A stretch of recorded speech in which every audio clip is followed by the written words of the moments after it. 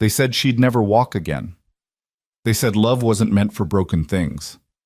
Clara Whitfield, tech CEO, wheelchair user, invisible woman at her best friend's wedding, had accepted both as truth until a widowed single dad with kind eyes and a cookie-covered toddler asked one impossible question. Will you be my date? What happened next shattered every rule about second chances, shook a billion-dollar company, and proved that sometimes the bravest thing you can do is let someone see you fall. Stay until the end, and comment your city so I can see how far this story travels. The chandeliers at the Rosewood Grand Ballroom cast geometric shadows across 200 perfectly arranged tables, each one draped in cream silk and crowned with white peonies that cost more than most people's monthly rent. Classical strings floated through air thick with expensive perfume and quiet judgment. It was the kind of wedding where everyone smiled with their teeth but not their eyes, where conversations happened in polite murmurs, and where Clara Whitfield sat alone at table 17, watching the world spin without her. She'd positioned her wheelchair at the corner, always the corner, never the center, where the light was softer and the stairs were fewer. Her champagne flute stood untouched, condensation pooling at its base like tiny transparent tears.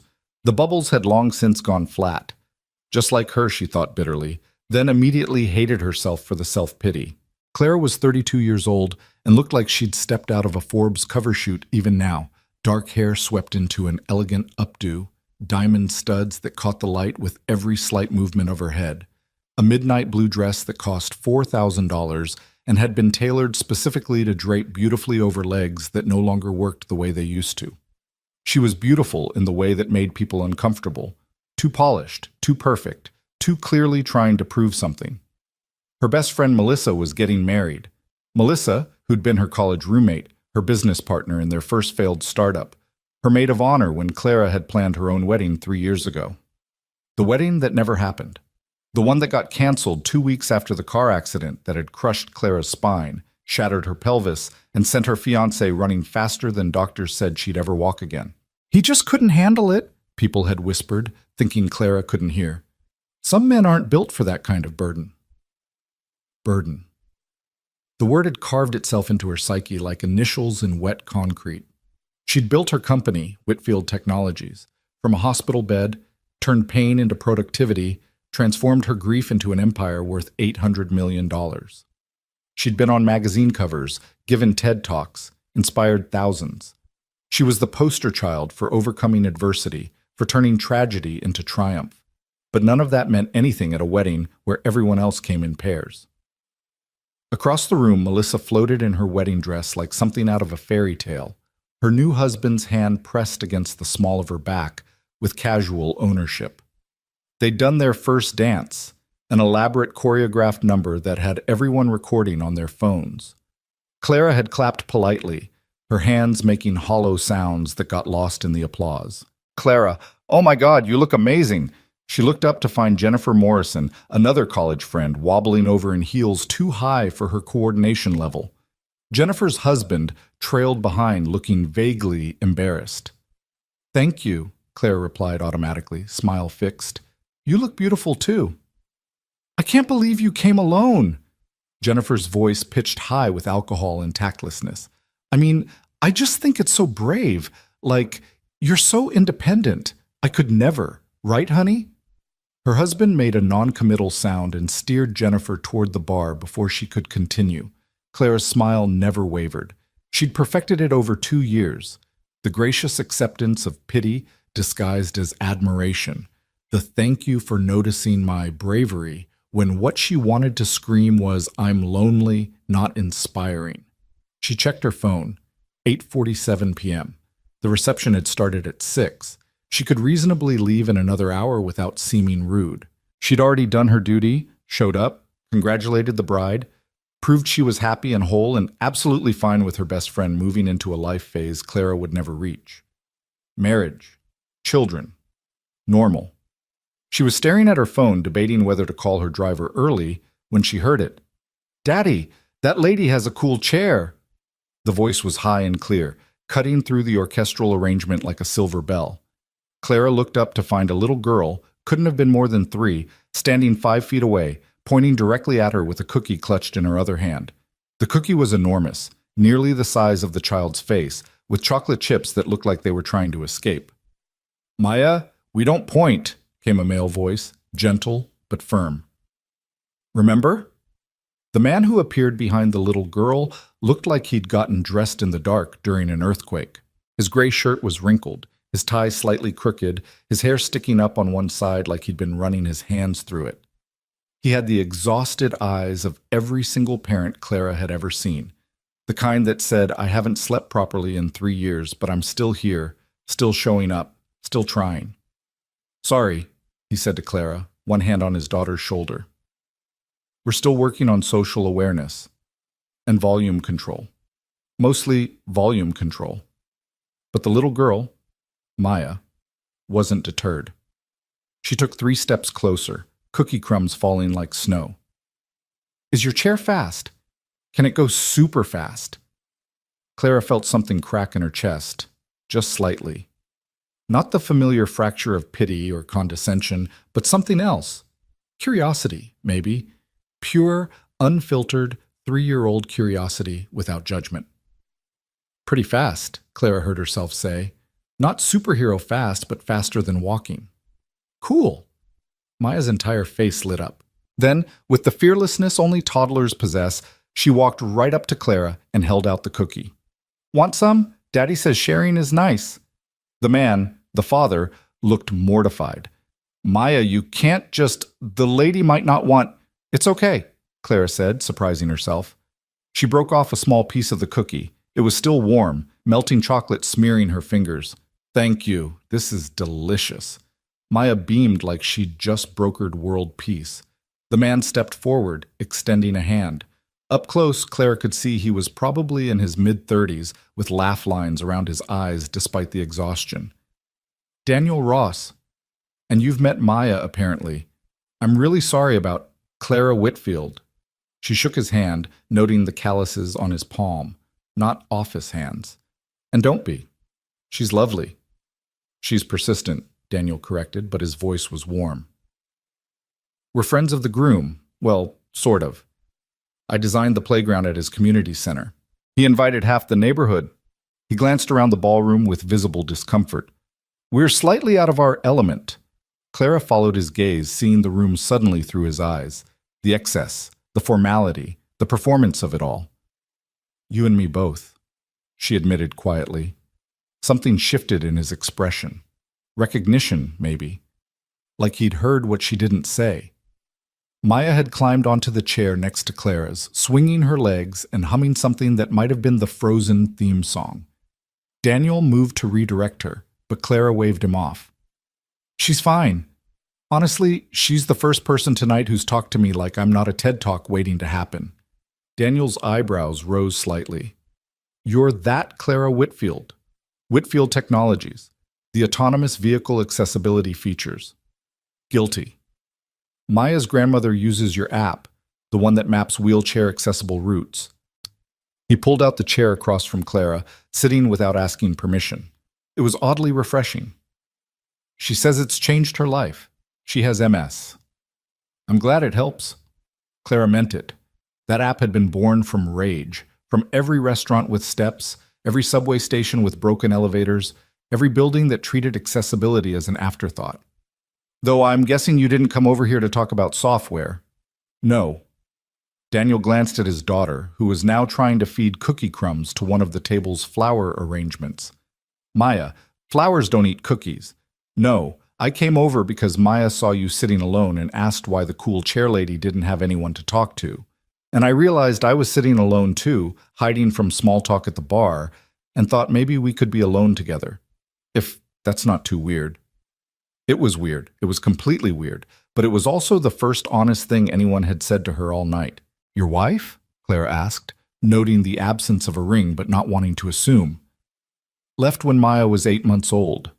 His voice was matter-of-fact, practiced. Parenthood wasn't what she expected. I wasn't what she expected. She wanted the Instagram version, cute baby photos and brunch.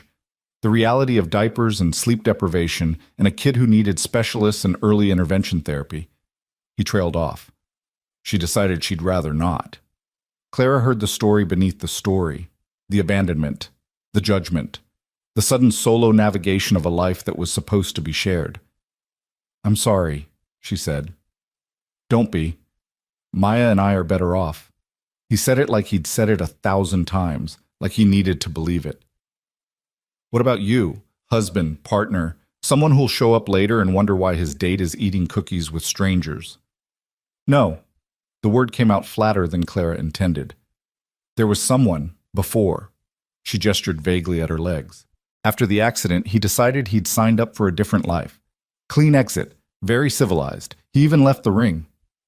Daniel's jaw tightened almost imperceptibly. Civilized, that's one word for it. What word would you use? Coward. The bluntness of it startled a laugh out of Clara, a real laugh, not the practiced tinkle she used in interviews. Maya looked up at the sound, grinning like she'd personally caused it. "You laughed! Daddy, I made her laugh." "You did, Bug." Daniel's expression softened as he looked at his daughter. Then abruptly, he stood and made an awkward sort of bow. "Clara Whitfield, tech CEO and inventor of laugh-producing cookies. Would you be my date for this wedding? Because I don't know anyone here except a 3-year-old who thinks flower arrangements are hungry, and you look like you'd rather be anywhere else, and misery loves company. Or so I've heard." Clara stared at him. The question was absurd. They were strangers. He was clearly out of his depth in this crowd, with his wrinkled shirt and his precocious daughter. She should politely decline, stick to her plan, leave in an hour with her dignity intact. "I don't dance," she said instead. Daniel's eyes dropped briefly to her wheelchair, then back to her face. No pity, no awkward scramble to take back the offer, just a slight smile. "I didn't say you had to stand." The words hung in the air between them, heavy with possibility. Around them, the wedding continued, laughter and music and the clink of glasses. But in their small corner of table 17, something else was happening, something Clara hadn't felt in 2 years. Hope. It was terrifying. "Okay," she heard herself say. "Yes, I'll be your date." Maya cheered, throwing cookie crumbs in the air like confetti. Daniel grinned, genuinely grinned, the kind that reached his eyes and made him look 10 years younger. "Excellent. Fair warning, I'm a terrible conversationalist. Maya will probably fall asleep in about 45 minutes, and I have no idea what half these forks are for." "The small one's for oysters." "We're not having oysters." "Exactly." They fell into conversation like old friends, the kind of easy, wandering talk that doesn't perform or try to impress. Daniel designed playgrounds for children with disabilities. Ramps instead of stairs, sensory-friendly spaces, adaptive swings that could accommodate wheelchairs or walkers. He'd started after Maya's diagnosis. "She has cerebral palsy," he explained quietly. "Mild, but enough that regular playgrounds don't work. I got tired of watching her sit on the bench while other kids played, so I learned to build different." Clara felt something shift in her chest again. This man understood. Not the specifics of her situation, but the fundamental isolation of being built different in a world designed for normal. "Maya seems remarkably mobile," Clara observed, watching the little girl attempt to teach the flower arrangement a dance move. Early intervention, therapy 3 times a week, and sheer stubbornness. Daniel's pride was evident. She's got her father's inability to accept limits. "Is that where you got the wrinkled shirt?" He looked down at himself and laughed. "Maya decided this morning that my iron was a dragon that needed to be defeated. The dragon won." An hour passed, then another. Clara forgot about leaving early, forgot about being alone, forgot about the carefully constructed walls she'd built around herself. Daniel told stories about Maya's adventures, the time she'd tried to fix his truck with peanut butter, the ongoing war with bedtime, her absolute certainty that broccoli was poisonous but ice cream was a vegetable. "She's got a point about the ice cream," Clara said. "Dairy, calcium, don't encourage her. She already thinks you're brilliant." Maya had indeed fallen asleep, curled up on 2 chairs pushed together, her head on Daniel's jacket. The band was playing something slow, and couples drifted onto the dance floor like flowers floating on water. Daniel stood abruptly. "Dance with me." Clara's stomach dropped. I told you you don't have to stand." He moved behind her wheelchair, hands resting gently on the handles. May I? She should say no. This was ridiculous. People were watching. But when she looked up at Daniel's face, she saw no pity, no performance, just an invitation to stop hiding. Okay, she whispered. He pushed her wheelchair forward, slowly, onto the edge of the dance floor. Not to the center, he understood that much, but close enough. And then he did something Clara never expected. He spun her, gently, carefully, like she was something precious. Once, twice. Her wheels traced slow circles on the polished floor, and the lights overhead blurred into streaks of gold. It was nothing like dancing used to be. It was something else entirely. Something new. Clara felt tears on her cheeks and didn't care who saw. "Why are you doing this?" she asked, voice breaking. Daniel knelt beside her wheelchair so they were eye level. "Because everyone deserves to dance at a wedding, and because when Maya saw you sitting alone, she said, 'Daddy, that lady looks sad. We should share our cookies.' And my 3-year-old is smarter than most adults I know. She's remarkable. So are you. You don't know me." "No," Daniel agreed, "but I'd like to." The song ended, the moment stretched. Clara realized they'd drawn an audience, people staring, some filming on phones, others whispering. She braced for the familiar cocktail of pity and inspiration porn. Instead, she saw Melissa pushing through the crowd, wedding dress gathered in her hands, mascara smudged from happy tears. "Clara! Oh my God, Clara, you're dancing!" She dropped down beside the wheelchair, grabbing Clara's hands. "I'm so sorry. I should have made sure you weren't alone. I got so caught up in everything. Melissa, stop." Clara squeezed her best friend's hands. "I'm fine. Better than fine. I'm having a good time." "Because of him?" Melissa looked up at Daniel with open curiosity. "Because of cookies and terrible conversation and someone who didn't treat me like a motivational poster." Clara smiled, real and unguarded. "Go back to your husband. Enjoy your wedding. I promise I'm okay." Melissa hugged her fierce and quick, whispered, "I love you," and disappeared back into the crowd. Daniel checked his watch. "It's almost 11. I should get Maya home before she wakes up cranky." "Of course."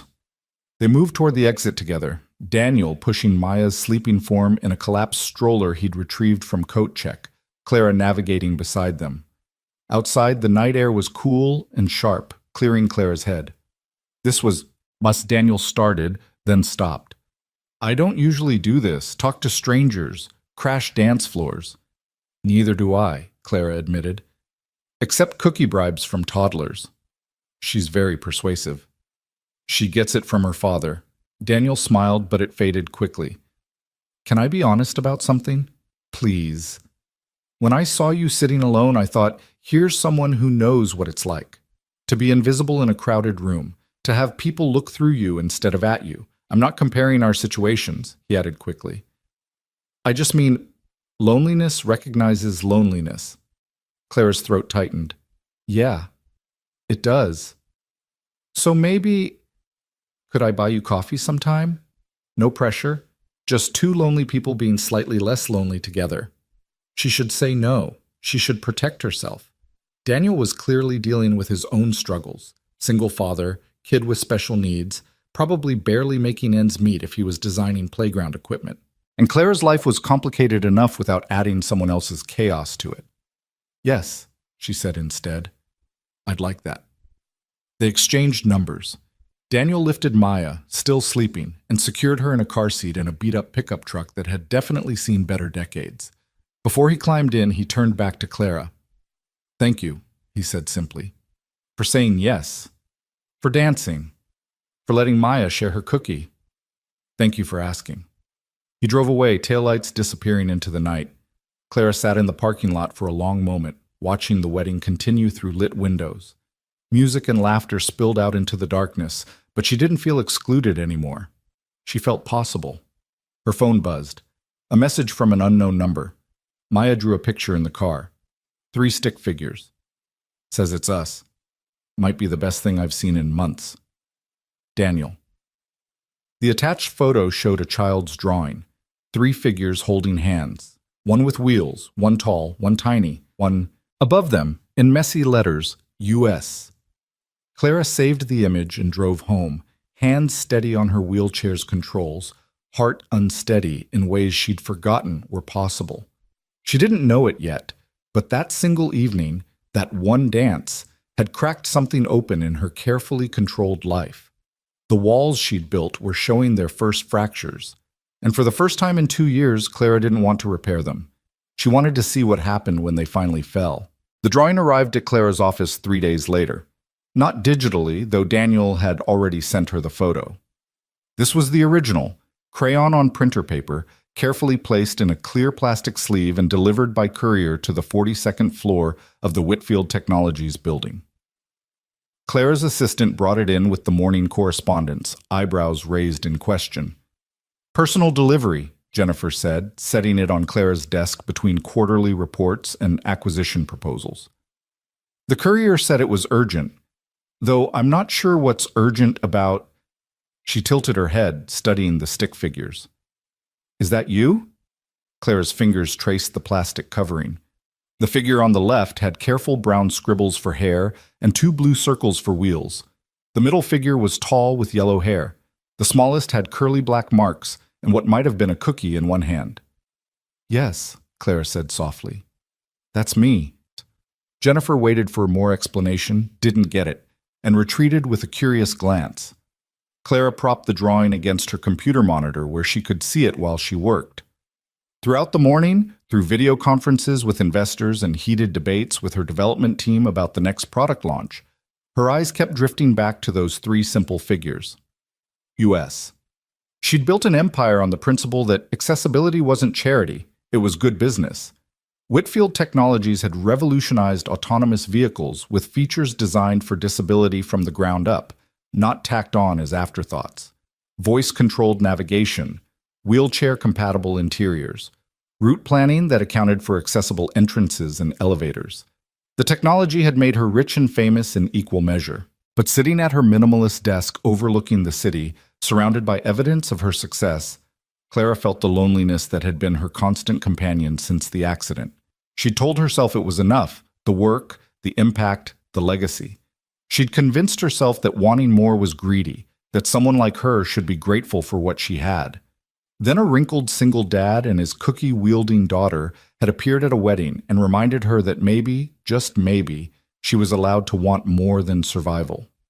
Her phone buzzed during lunch. "Daniel, Maya wanted to make sure you got her masterpiece.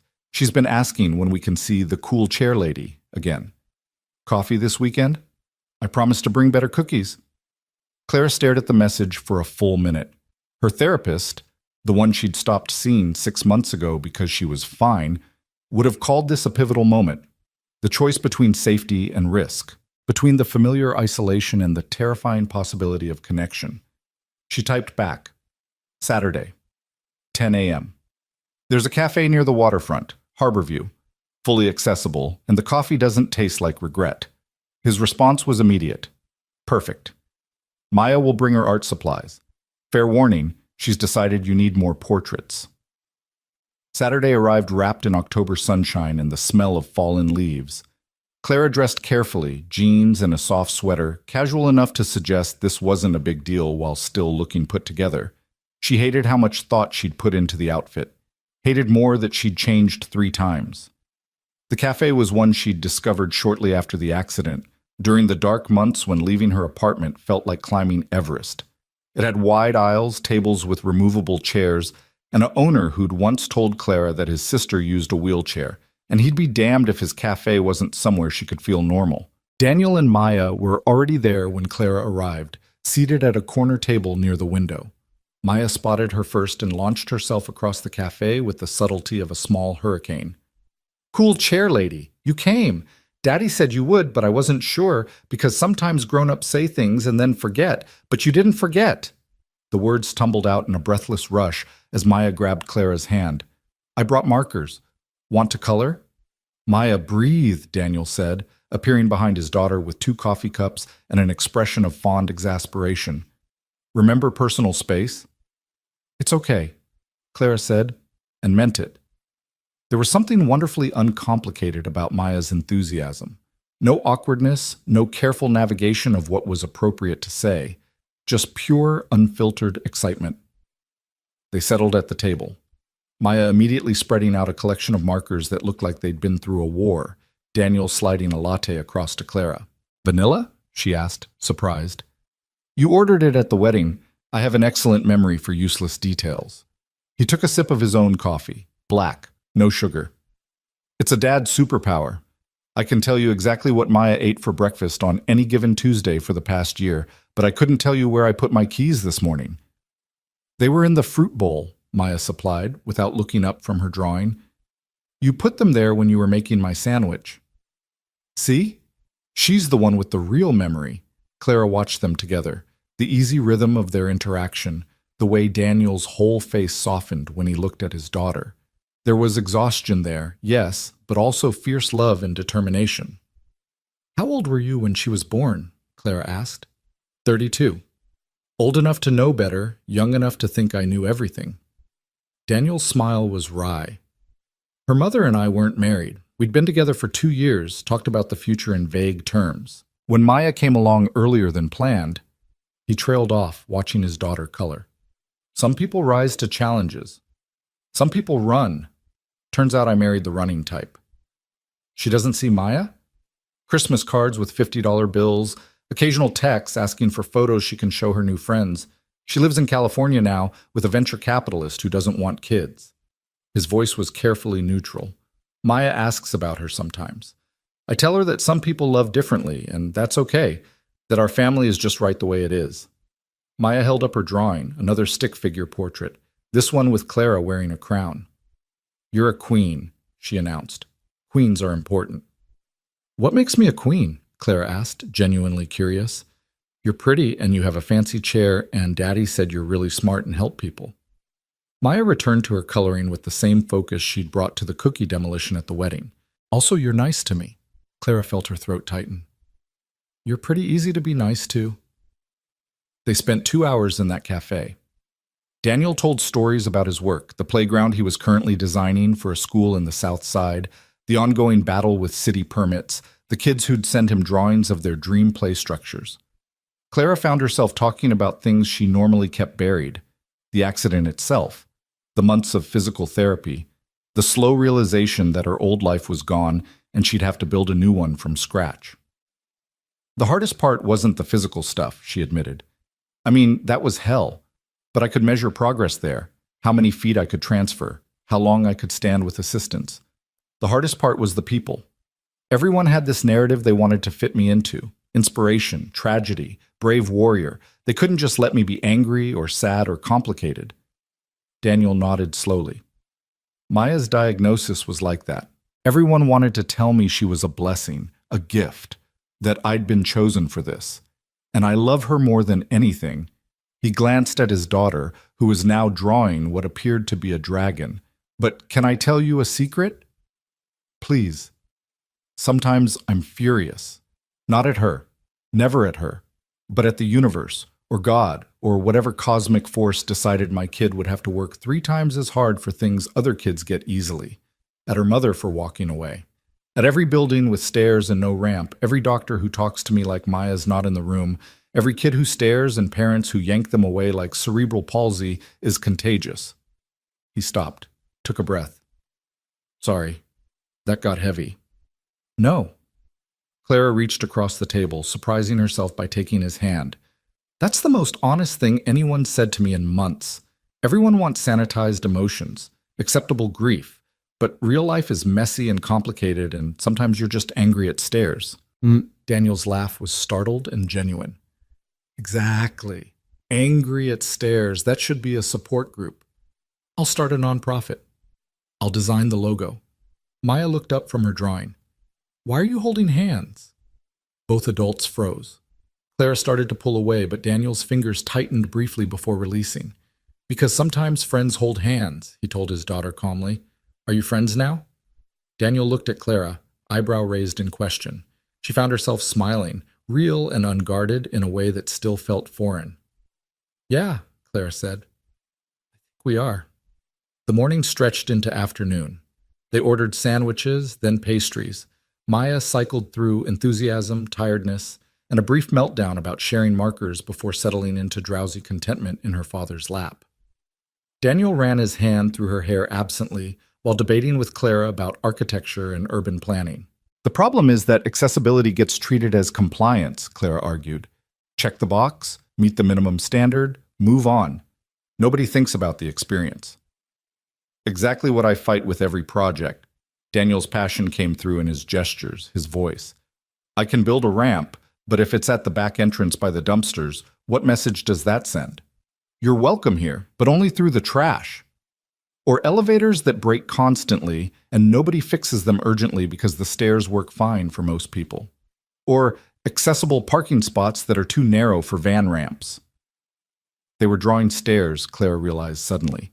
Not the usual stares she got, the ones that were part pity and part curiosity. These were different, softer.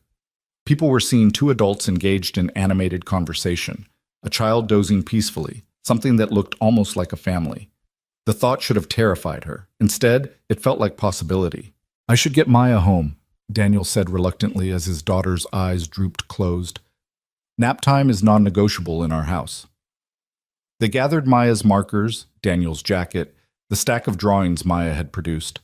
Outside the cafe, the afternoon had turned golden, light slanting through buildings and catching on windows. Thank you, Clara said as Daniel maneuvered Maya into her car seat. For this, for... She gestured vaguely, unable to articulate what exactly she was thanking him for. For treating you like a person instead of a headline, Daniel suggested. Something like that. He closed the truck door gently, turned back to Clara.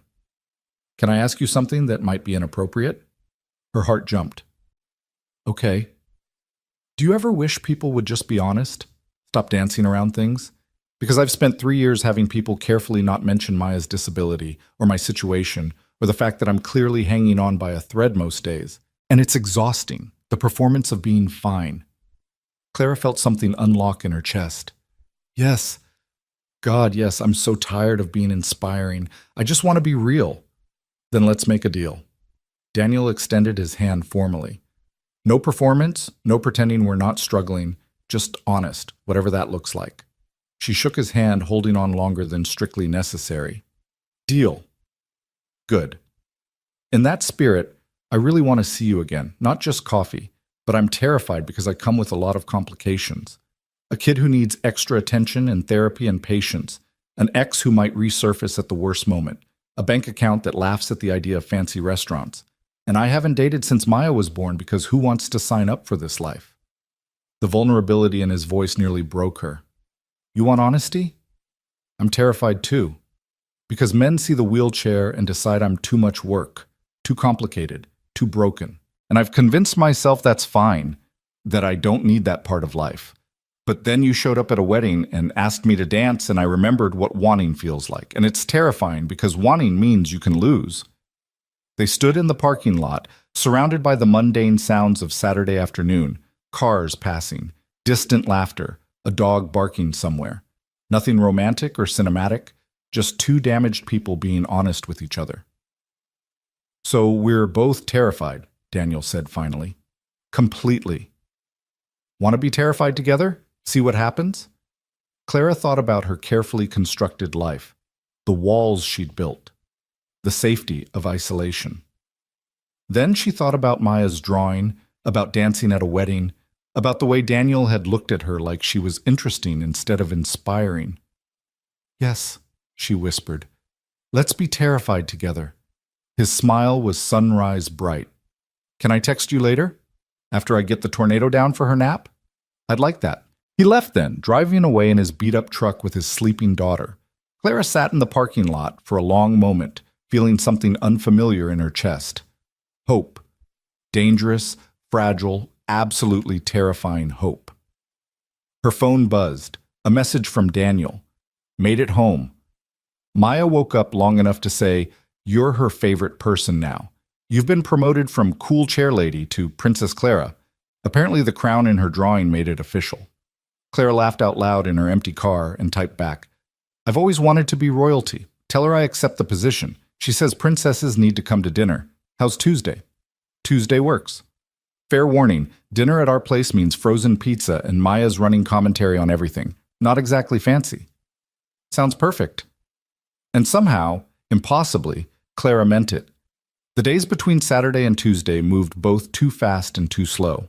Clara threw herself into work, trying to ignore the strange flutter in her stomach every time her phone buzzed.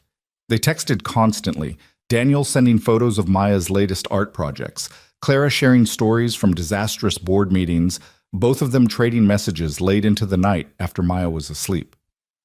Honest question, Daniel wrote Monday night. Do you ever feel guilty for wanting normal things?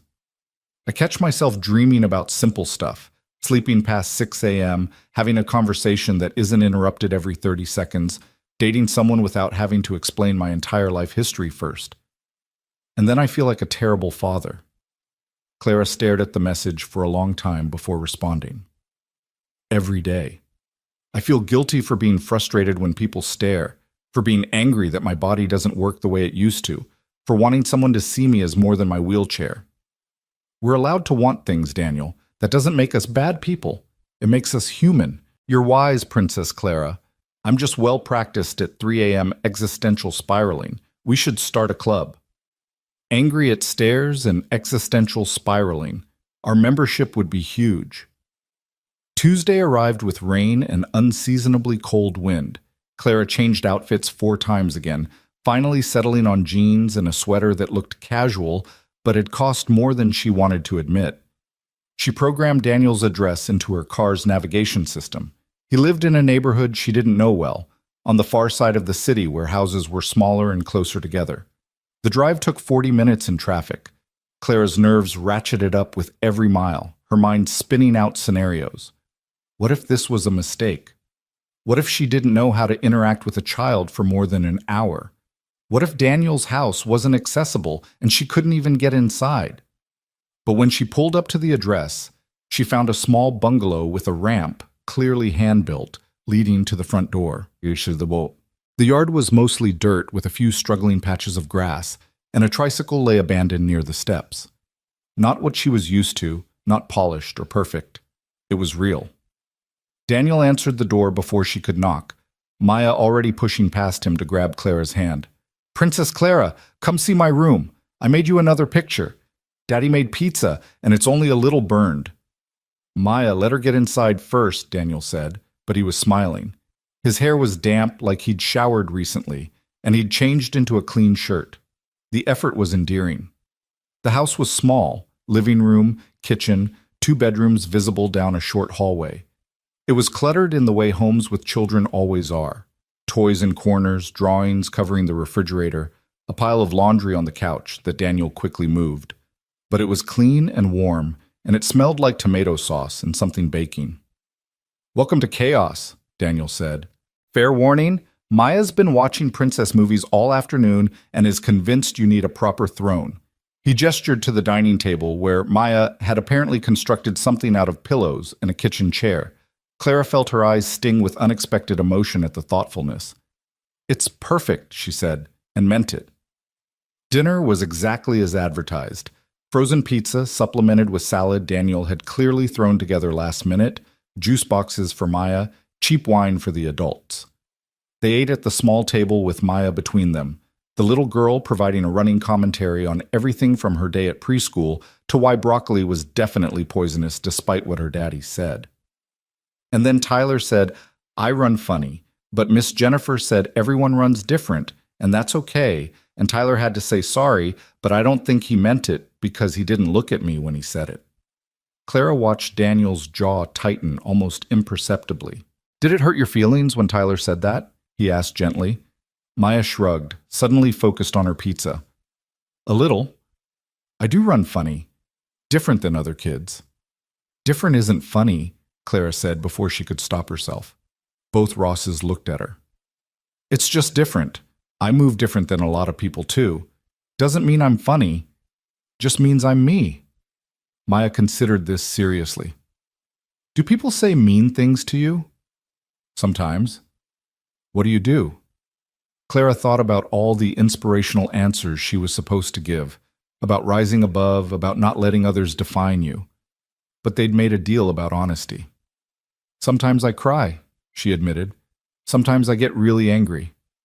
And sometimes I just remind myself that different can be special, that the world needs all kinds of people. Maya nodded slowly, then returned to her pizza with the subject apparently closed in her mind. But Daniel caught Clara's eye across the table, and the gratitude there was almost overwhelming.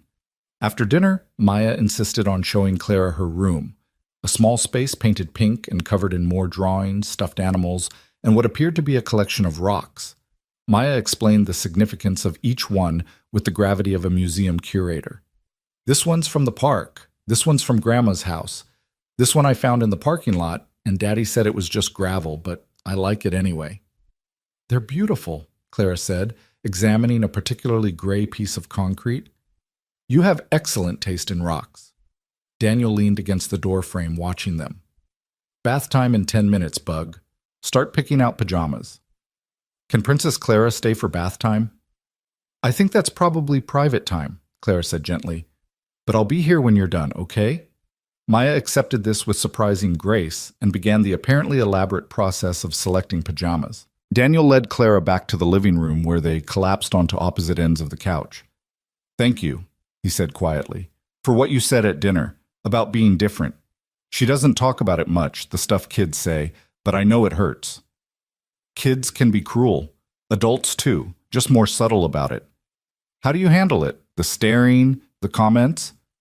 Clara pulled her legs up, a complex maneuver that required thought and effort, and settled into the corner of the couch.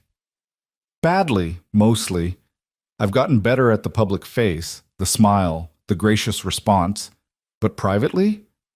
Some days I want to scream at everyone. Some days I don't want to leave my apartment because I'm tired of being a spectacle. Does it help? Talking about it? I don't, usually. Talk about it.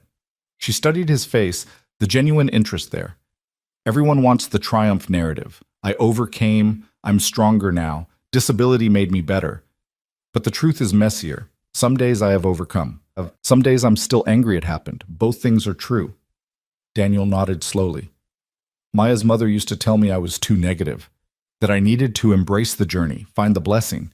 She bought all these books about special needs parenting, joined online groups, posted these long inspirational updates.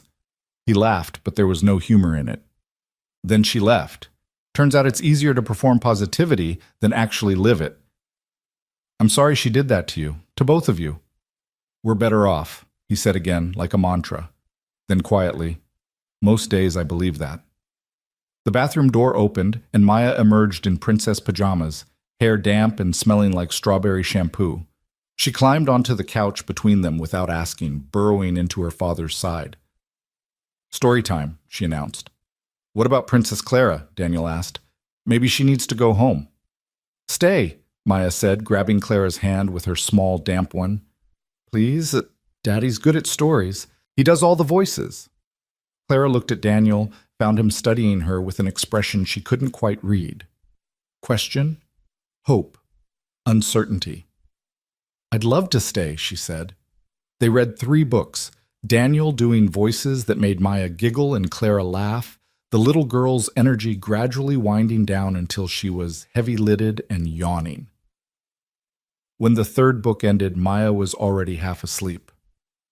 Bedtime, Bug, Daniel said softly, scooping her up. Say goodnight to Princess Clara. Night, Princess, Maya mumbled into her father's shoulder. Love you. The casual declaration hit Clara like a physical force. She felt tears spring to her eyes and blinked them back quickly. Good night, Maya. I love you too. Daniel carried his daughter to her room. Clara sat on the couch, listening to the quiet sounds of bedtime routine, water running, gentle murmurs, the creak of a mattress. She studied the room around her, the secondhand furniture, the crayon marks on one wall that Daniel hadn't managed to clean completely, the collection of toy trucks lined up with military precision. This wasn't her world. She lived in a penthouse apartment with floor-to-ceiling windows and furniture chosen by a designer. She ate at restaurants that required reservations weeks in advance. Her life was carefully controlled, methodically planned. This was chaos. Beautiful, imperfect, overwhelming chaos. She was falling in love with it. Daniel returned 15 minutes later, dropping onto the couch with an exhausted sigh. She's out, That doesn't always happen so easily. You're apparently magic. Or she was just tired. No, definitely magic. He shifted to face her. Can I be honest about something? Clara's heart jumped. We made a deal. Right. Honesty. He took a breath. Today terrified me. Having you here. In our space. Because Maya gets attached quickly, and if this, whatever this is, doesn't work out, she'll be hurt. And I can handle being hurt. I've been hurt. But watching my kid hurt, he trailed off. I should have thought this through better before inviting you to dinner. Do you want me to leave? No. The word came out fast and emphatic. That's the problem. I don't want you to leave. I haven't wanted you to leave since the wedding. And that's terrifying because I don't know how to do this. Date someone, introduce them to my kid, figure out if there's something real here or if we're just two lonely people filling empty space. Clara felt her pulse in her throat. I'm terrified too, because this... She gestured at the house, at the toys, at the hallway where Maya slept. This is real life. Complicated and messy and full of needs I don't know if I can meet. I don't know how to be around kids. I don't know if I'm capable of being what you both need. What do you think we need? I don't know. Someone patient, someone good, someone less broken than I am. Daniel moved closer, carefully, like approaching something wild. Can I tell you what I think?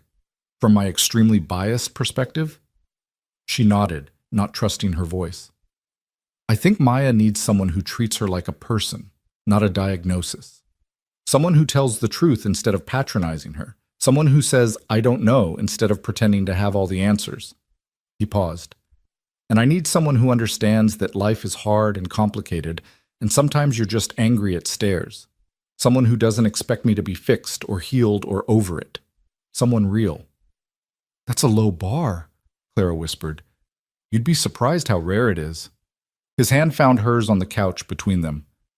I'm not asking for promises. I'm not asking you to figure everything out right now. I'm just asking, can we try? See what happens? Take it slow and honest and just, see? Clara looked down at their hands, his calloused and large, hers smaller and marked with scars from the accident. Two damaged people reaching for each other across the rubble of their separate disasters. Every logical part of her brain screamed that this was a mistake, that she should protect herself, that she wasn't equipped for this kind of vulnerability. But then she remembered Maya saying, love you, with casual certainty. Remembered the way Daniel looked at his daughter. Remembered dancing at a wedding and feeling possible for the first time in 2 years. Okay, she said, let's try, slow and honest and terrifying. Daniel's smile was like sunrise breaking through storm clouds. Yeah? Yeah. He leaned forward slowly, giving her time to pull away. When she didn't, he kissed her, gentle and questioning, nothing like the confident kisses from her previous life. This was uncertain, hopeful, real. When they broke apart, Daniel laughed quietly. I forgot how to do this. That was probably terrible. It was perfect, Clara said, and kissed him again. They stayed on that couch for another hour, talking and kissing and planning their next date. When Clara finally left, driving home through streets that had gone quiet with late night, she felt different, lighter, like she'd been carrying weight she hadn't realized was there. Her phone buzzed at a red light. Daniel, Maya just woke up asking if you're real or if she dreamed you. I told her you're real. You are real, right? Because if I imagined this whole evening, I'm going to be really disappointed. Clara smiled, typing back with one hand. Very real. Still terrified. But real. Good. Same. Sleep well, Princess Clara. Good night, wrinkled shirt dad. She drove home thinking about small hands and honest conversations and the way possibility felt after 2 years of careful survival. She didn't know where this was going, didn't know if they could make it work. But for the first time since the accident, Clara wasn't planning 3 steps ahead. She was just living, messy and uncertain and absolutely terrifying, and it felt like coming back to life. The weeks that followed felt like learning to breathe underwater, strange and difficult and somehow beautiful. Clara found herself integrating into the chaotic rhythm of Daniel and Maya's life in ways she'd never imagined possible. Tuesday dinners became standing tradition, then Thursday lunches, Weekend mornings at the park where Daniel was designing his latest playground, Maya providing running commentary on every design choice while Clara sketched accessibility features in a notebook. "The slide needs to be wider," Maya announced one Saturday, hands on her hips in a pose that was pure Daniel. "So kids in chairs can go down too, like Princess Clara." Daniel looked up from the foundation he was measuring, catching Clara's eye with a smile that still made her heart stutter. "The princess has spoken. Wider slide it is." They were careful around each other still, dancing around the bigger questions, the "what are we and where is this going" conversations.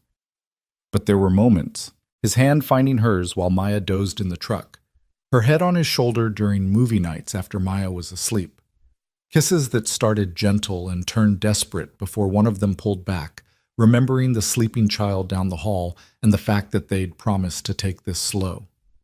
"I'm losing my mind," Daniel whispered one night, forehead pressed against Clara's after they'd broken apart for the third time. "You're killing me with this slow thing." "You're the one who suggested it," Clara reminded him breathlessly. "Past me was an idiot. Past you was protecting his daughter." "Yeah." Daniel pulled back slightly, running his thumb along her jaw. "I just didn't expect this. You. How much I'd want—" He didn't finish the sentence. Didn't need to. Clara felt it too, the wanting that had grown from possibility into something bigger and more terrifying, something that felt dangerously close to need, but it was the small moments that undid her completely. The way Daniel had modified his truck to accommodate her wheelchair without making a big deal about it. How Maya had started including Clara in every story she told. And then me and Daddy and Princess Clara went to the store even when Clara hadn't been there. The night Daniel called at 2 a.m, voice rough with exhaustion, asking if she was awake because Maya was sick, and he just needed to hear another adult's voice to remember he wasn't alone. Clara had stayed on the phone for an hour, talking him through fever management and when to worry and when to breathe. The next morning, she'd shown up with soup and children's medicine and the realization that she'd stopped thinking of this as something temporary. She was falling, had fallen, was currently plummeting without a parachute towards something that looked terrifyingly like love. "You're different," her assistant Jennifer observed one Monday morning, studying Clara across her desk. "You smile at your phone now. You leave the office before 8 p.m. You're—" She paused, searching for the word. "Happy?" Clara felt her cheeks heat. "I'm the same." "You're absolutely not. And whoever's responsible for those text messages you keep smiling at, they're good for you." Jennifer gathered her tablet and coffee. "Just be careful, okay? You've worked too hard to let anyone mess up what you've built here." The warning stayed with Clara throughout the day, nagging at her during meetings and conference calls. Jennifer wasn't wrong to be concerned. Clara had built Whitfield Technologies from nothing, had fought for every inch of respect in an industry that wanted to treat her as inspiration rather than innovator. She'd made herself untouchable, unshakable, and now she was letting a playground designer and his 3-year-old daughter crack through defenses she'd spent 2 years constructing. Her phone buzzed during a particularly tedious budget review. "Daniel, Maya's preschool is doing a family project, build something together out of recyclables. She wants you to help. I tried to explain you're busy running an empire, but she's very insistent. No pressure, though." Clara found herself typing back before she could overthink it. "What time should I be there? Seriously? Seriously. I'll bring my engineering expertise. Which recyclable materials are we working with? Cardboard boxes, bottle caps, and Maya's absolute certainty that we can build a castle. Fair warning, her vision exceeds our skill level. Lucky for you both, I have an engineering degree and disposable income. I'll bring supplies."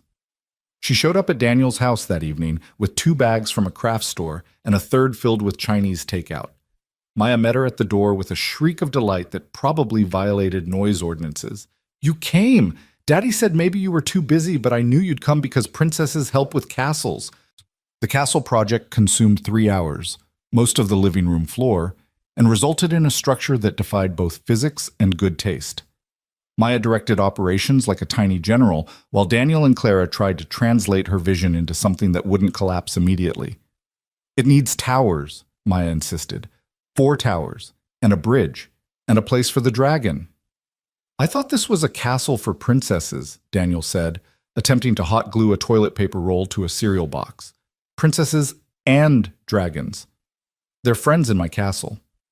Clara found herself laughing, really laughing, the kind that came from somewhere deep and genuine.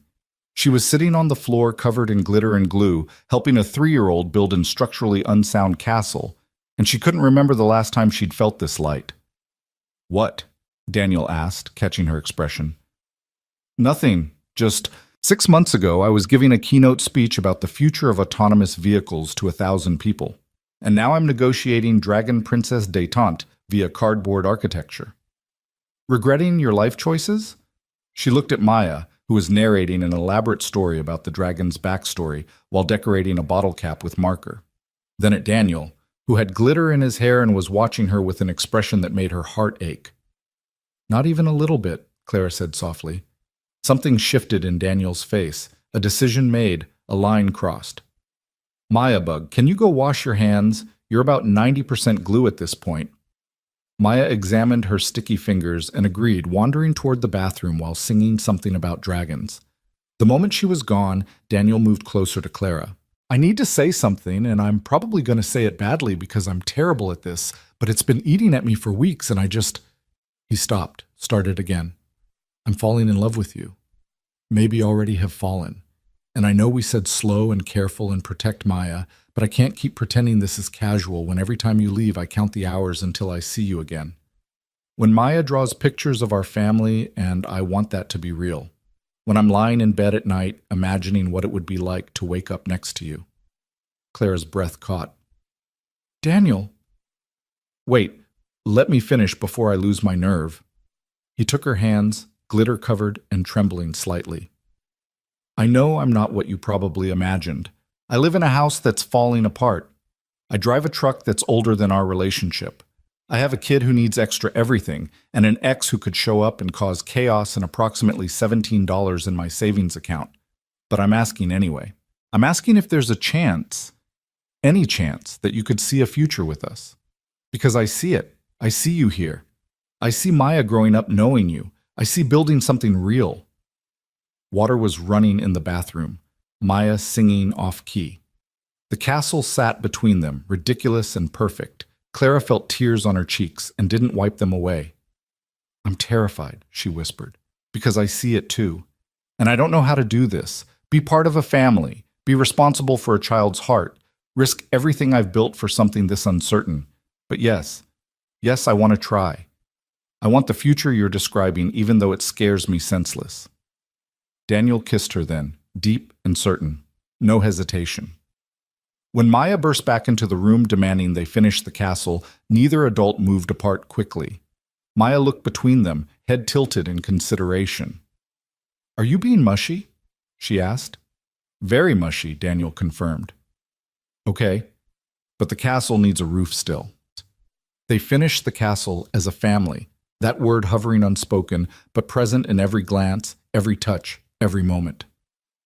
When Maya finally fell asleep that night, Castle guarding her bedside, Clara stayed, not leaving after a few stolen kisses, not making excuses about work tomorrow. She stayed, curled into Daniel's side on the couch, talking about things that mattered. What happens now? She asked quietly. Do I meet Maya's grandmother? Do we tell people? What does this look like? I don't know, Daniel admitted. I've never done this before. Introduce someone to my life as more than just Daddy's friend. But I want to. I want everyone to know you're mine, if that's okay. If that's what you want. It is. But Daniel, she sat up, needing him to see her face. My world is complicated. There's press sometimes, board meetings where I have to be Clara Whitfield, CEO, not just Clara, events where I need to be on. Can you handle that? Can Maya? You think your life is the complication? Daniel laughed softly. Clara, you run a company. I chase a 3-year-old and build playgrounds. You have a penthouse. I have a mortgage I'm barely making. You're on magazine covers. I'm covered in paint and sawdust most days. If anyone should be worried about complication, stop. Clara pressed her fingers to his lips. None of that matters. Your life, Maya, your work, this house, It's real. It's beautiful. I just need you to know what you're signing up for. A brilliant, complicated woman who makes my daughter laugh and challenges me to be better and kisses me like I'm worth something? Daniel caught her hand, pressed a kiss to her palm. Yeah, I think I can handle that. They fell asleep on the couch, wrapped around each other like teenagers. When Clara woke at dawn to Maya standing inches away, staring at them with unnerving intensity, she nearly screamed. You stayed, Maya whispered, eyes wide. For sleep time. I did, Clara confirmed, fully awake now and uncertain of the protocol here.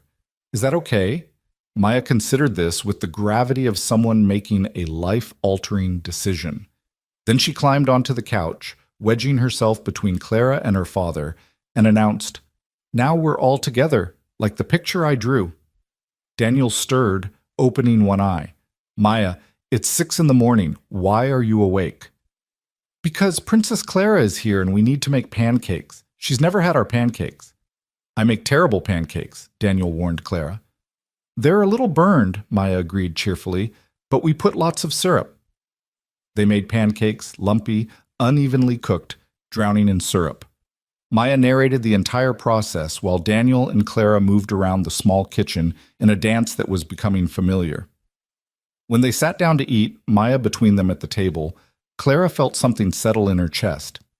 Not the absence of fear, but the presence of something bigger than fear. Belonging. The following week brought Daniel to Clara's world. She'd invited him and Maya to a company event, a celebration of Whitfield Technologies' latest accessible vehicle prototype. It was being held at a gallery downtown, with press coverage and investors and all the polished performance Clara usually navigated alone. Are you sure about this? Daniel asked for the third time, adjusting his tie in Clara's penthouse bathroom. This isn't my scene. I don't know how to talk to investors. You talk about playgrounds and accessibility and why design matters. Clara rolled up beside him, reaching up to fix his tie properly. You talk about Maya and what she needs from the world. That's all this is. People who care about making things better. People who could buy my house 3 times over with what they spend on watches. Some of them, yes. Others are just passionate about accessibility. She finished with his tie, letting her hands rest on his chest. And you're with me. That's all that matters. Maya appeared in her new dress, navy blue with white flowers, chosen specifically because it matched what Clara was wearing. Do I look fancy? You look beautiful, Clara told her honestly. Very grown up. Daddy cried when he saw me. I did not cry, Daniel protested. My eyes were watering. There's a difference. He cried, Maya told Clara confidentially. The gallery was packed when they arrived. 200 people circulating among displays of vehicle interiors, accessibility technology, and marketing materials. Clara felt Daniel tense beside her as they entered, his hand finding hers automatically.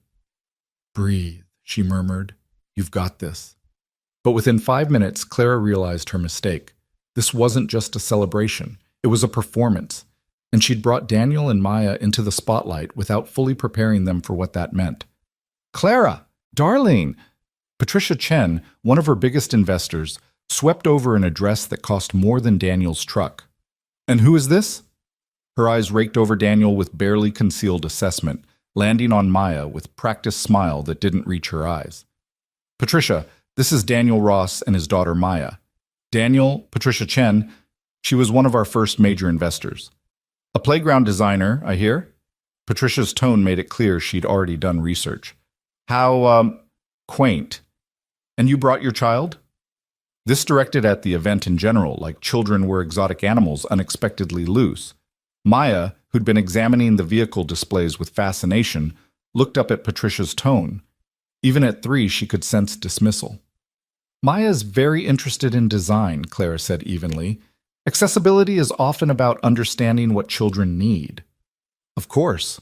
Patricia's smile sharpened. Well, I'll let you get back to family time. Clara, we should talk about the Series C later, privately. She glided away. Daniel's jaw was tight, his hand rigid in Clara's. I shouldn't have come, he said quietly. Don't.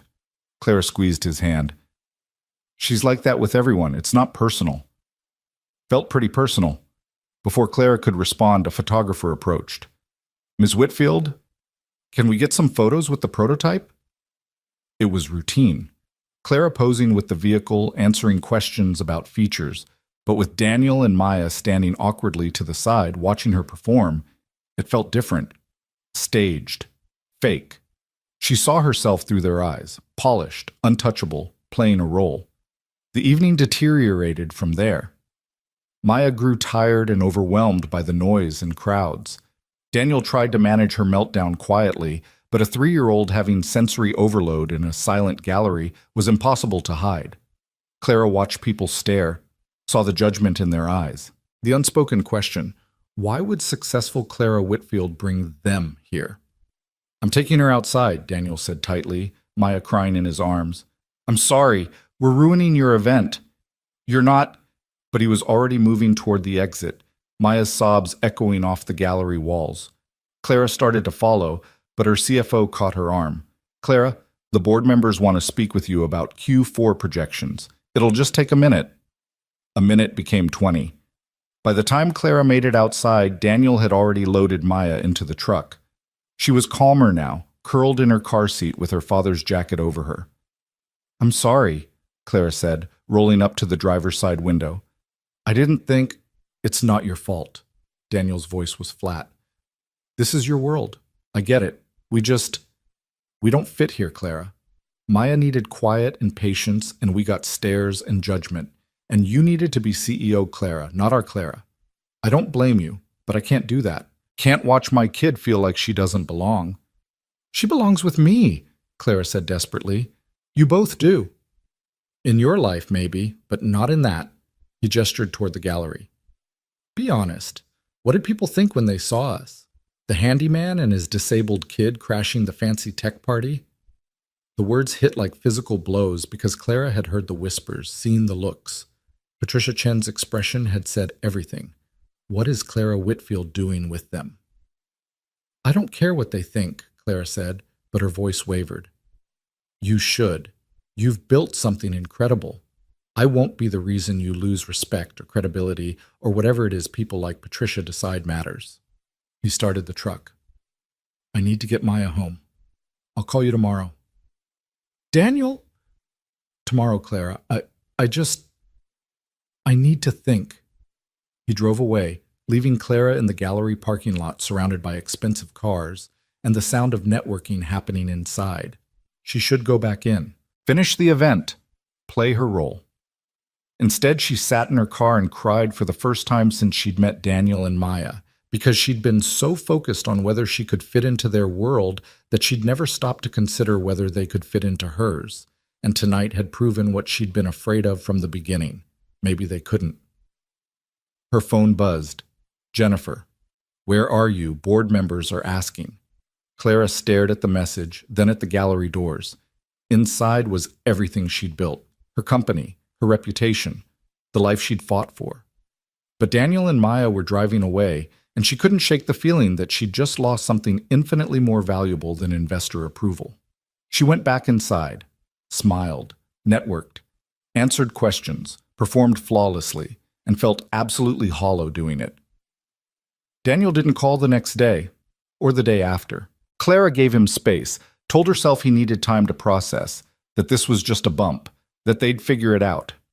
But by day 3, the silence was deafening. She broke first, texting, Can we talk? Please? The response came an hour later. Maya's asking for you. Can you come for dinner? We need to figure this out. Clara drove to Daniel's house that evening with her stomach in knots. She'd prepared a speech about how they could make this work, how she'd be more careful about which events she brought them to, how her world didn't matter as much as theirs. But when Daniel opened the door, the exhaustion on his face stopped her cold. She hasn't slept well since Saturday, he said without preamble. Nightmares about loud places and people staring. Her therapist says it triggered some anxiety we'd been working through. He stepped back to let Clara in. She's in her room. She wants to see you, but... Clara, we need to talk first.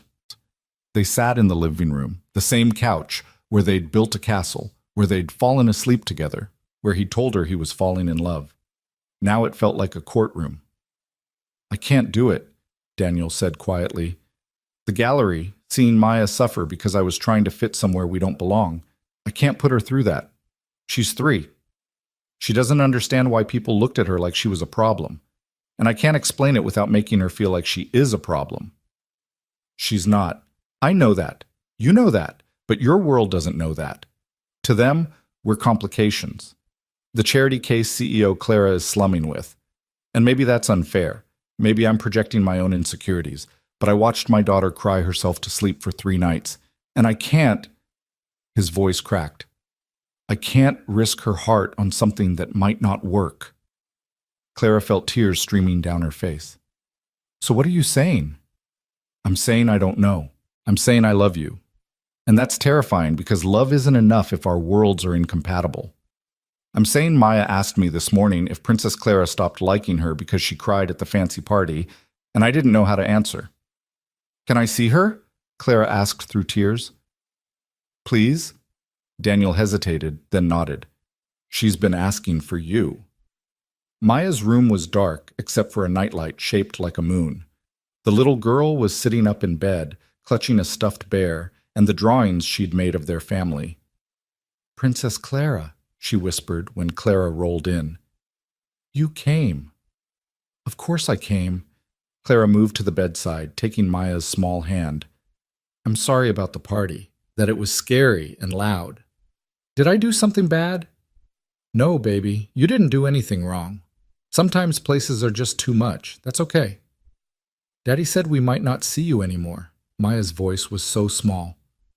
Because we don't match your fancy life. Clara felt her heart shatter. That's not...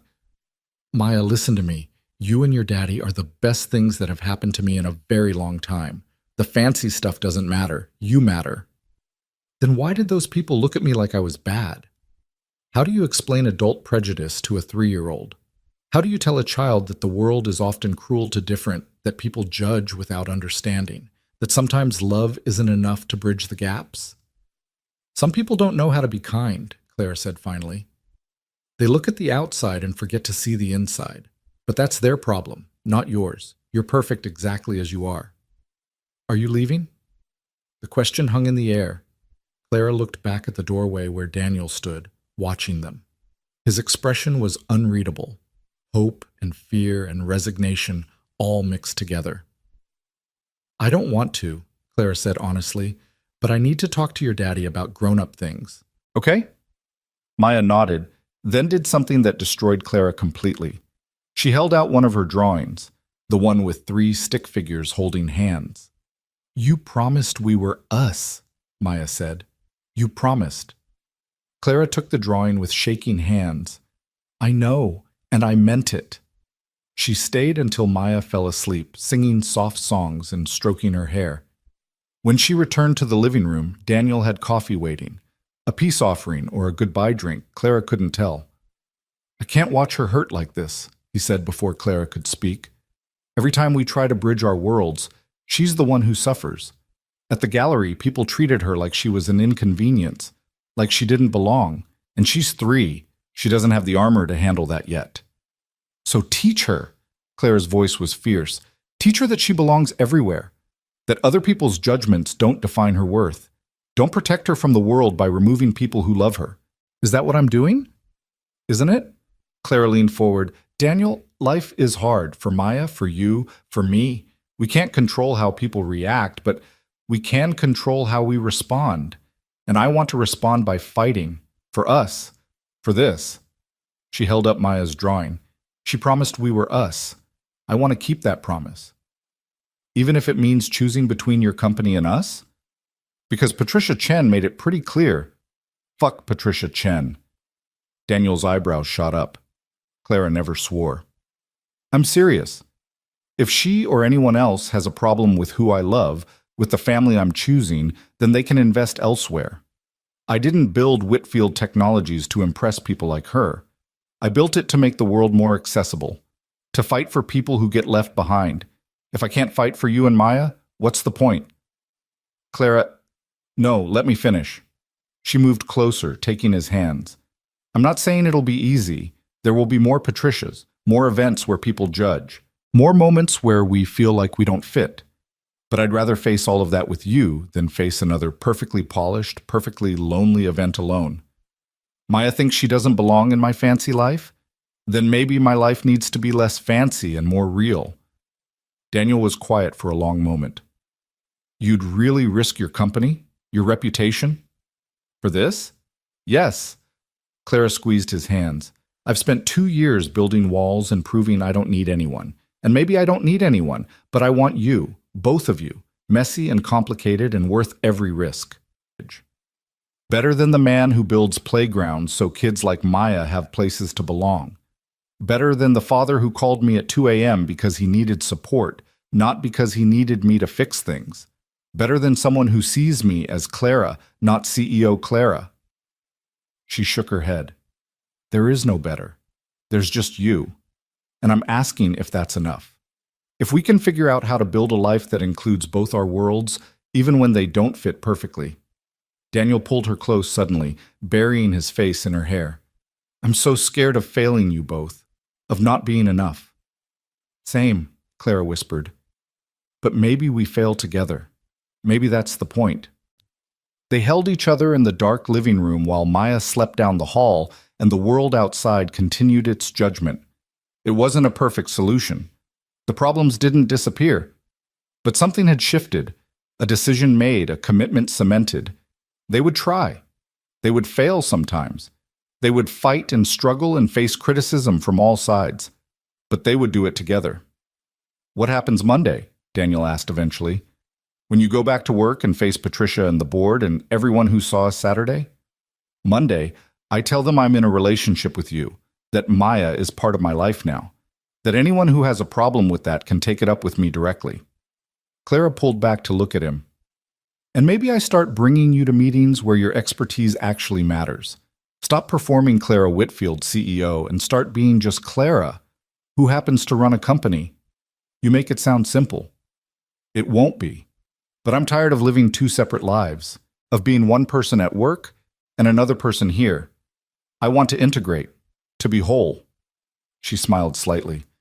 Also, Maya told me I need to bring you to her preschool for show and tell because you're really good at building, and apparently that's impressive to 3-year-olds. Daniel laughed, real and warm. She's been planning that for weeks. Then let's do it. Let's show up for her, both of us, in both our worlds. They talked until midnight, planning and problem solving and acknowledging all the ways this could blow up in their faces. When Clara finally left, she carried Maya's drawing with her, a reminder of what they were fighting for. The next morning, Clara called an emergency meeting with her executive team.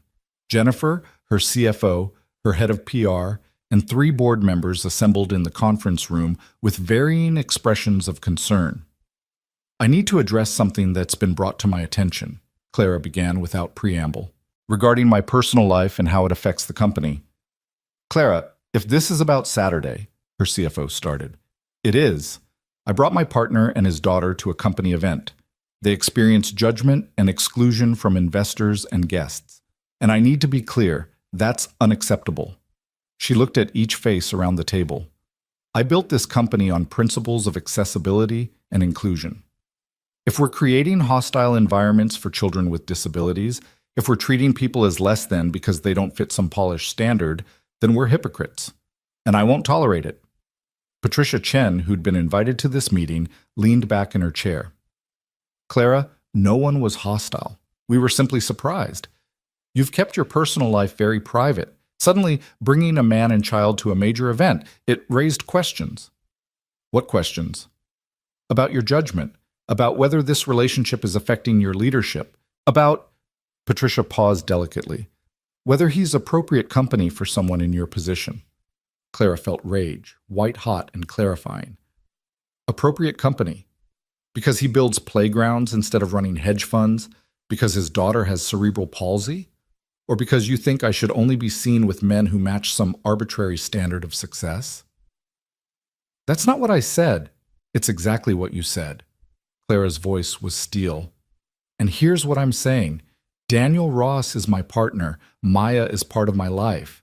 They will attend company events when appropriate. and anyone, investor, board member, employee, who has a problem with that can leave, because I won't build an empire on exclusion. That would make everything I've fought for meaningless. The room was silent. Jennifer looked like she wanted to applaud. The CFO appeared concerned. Patricia's expression had gone carefully neutral. "You're willing to risk investment over a relationship?" Patricia asked finally.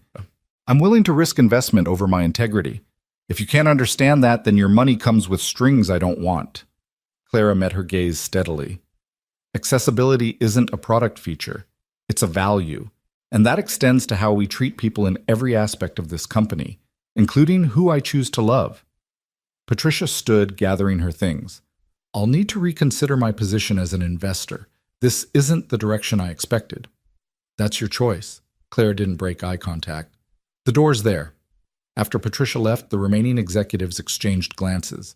Clara braced for pushback, for concerns about alienating investors and damaging the company's reputation.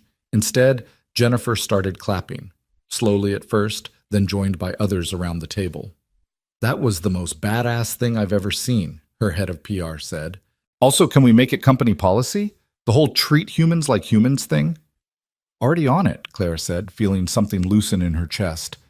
"And I want to start a partnership with Daniel's nonprofit, his Playground Designs. We should be funding them, supporting them, making accessibility for children a cornerstone of our mission." The meeting dissolved into planning. Not everyone was thrilled. Losing Patricia's investment would hurt short term, but the energy in the room had shifted. Clara felt it, the alignment between who she was and what she was building. She called Daniel as soon as the meeting ended. "How bad?" he asked immediately. "Lost an investor. Might lose more. Don't care." Clara was smiling. "Also, how would you feel about Whitfield Technologies funding your playground projects?" Silence. Then, "What?" "You heard me. We have a foundation budget. I want to direct it toward children's accessibility projects. Your designs are brilliant. They should be everywhere, not just where you can scrape together funding. Let me invest in what matters." "Clara, I can't let you do that this isn't because we're together. This is because it's the right investment. Your work changes lives. Kids like Maya get to play alongside everyone else. That's exactly what my company should support." She paused. "Unless you don't want to work with me, keep business and personal separate? Are you kidding? You're offering to fund playground projects for kids with disabilities. That's been my dream for 5 years." His voice cracked slightly. "Yes. God, yes. When can we start?" "Tomorrow? Bring Maya. Let's design something together." "Tomorrow I have 3 other meetings." "Cancel them. This is important." He laughed. "Yes, ma'am."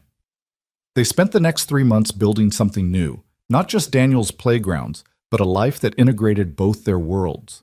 Clara brought Daniel to board meetings where his perspective on accessibility added depth the executives had never considered. He brought her to site visits where she tested designs from a wheelchair user's perspective. Maya became a fixture at Whitfield Technologies, the staff learning to keep markers and paper on hand for when the boss's consultant needed to sketch ideas. It wasn't seamless. There were hard days when the press questioned Clara's judgment, when investors made pointed comments, when Maya had meltdowns that required Daniel to leave important meetings. There were arguments about money, Daniel's pride clashing where their different worlds seemed impossible to reconcile. But there were also breakthroughs. The first playground they designed together, funded by Whitfield Technologies, opened to a crowd of children who'd never had accessible play equipment in their neighborhood. Maya tested every element personally, declaring it perfect for kids like me. And slowly, carefully, Clara found herself healing in ways that had nothing to do with her legs. She started standing more, first with parallel bars that Daniel installed in his garage, then with his support, then with just a cane for short distances. Not because she had to, not to prove anything, but because she wanted to. Because she was done letting the accident define every choice, done hiding behind the safety of her wheelchair and her carefully controlled life. She was ready to take steps, literal and metaphorical, toward something new. The first playground opened on a Saturday morning in early spring, 6 months after Clara had stood up to Patricia Chen and chosen love over investment capital. The neighborhood was one Daniel had been trying to serve for 3 years. Predominantly low-income families, high population of children with various disabilities, and exactly 0 accessible play spaces within a 2-mile radius. Now there was this, a sprawling structure of ramps and platforms and adaptive swings, everything at multiple heights so children in wheelchairs could access the same spaces as their walking peers. Sensory-friendly zones for kids who needed quiet, textured pathways for visual impairment, and at the center, a castle, inspired by Maya's cardboard prototype, where dragons and princesses could coexist.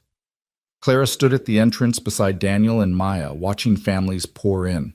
A little boy in a wheelchair rolled up the main ramp, his mother crying behind him.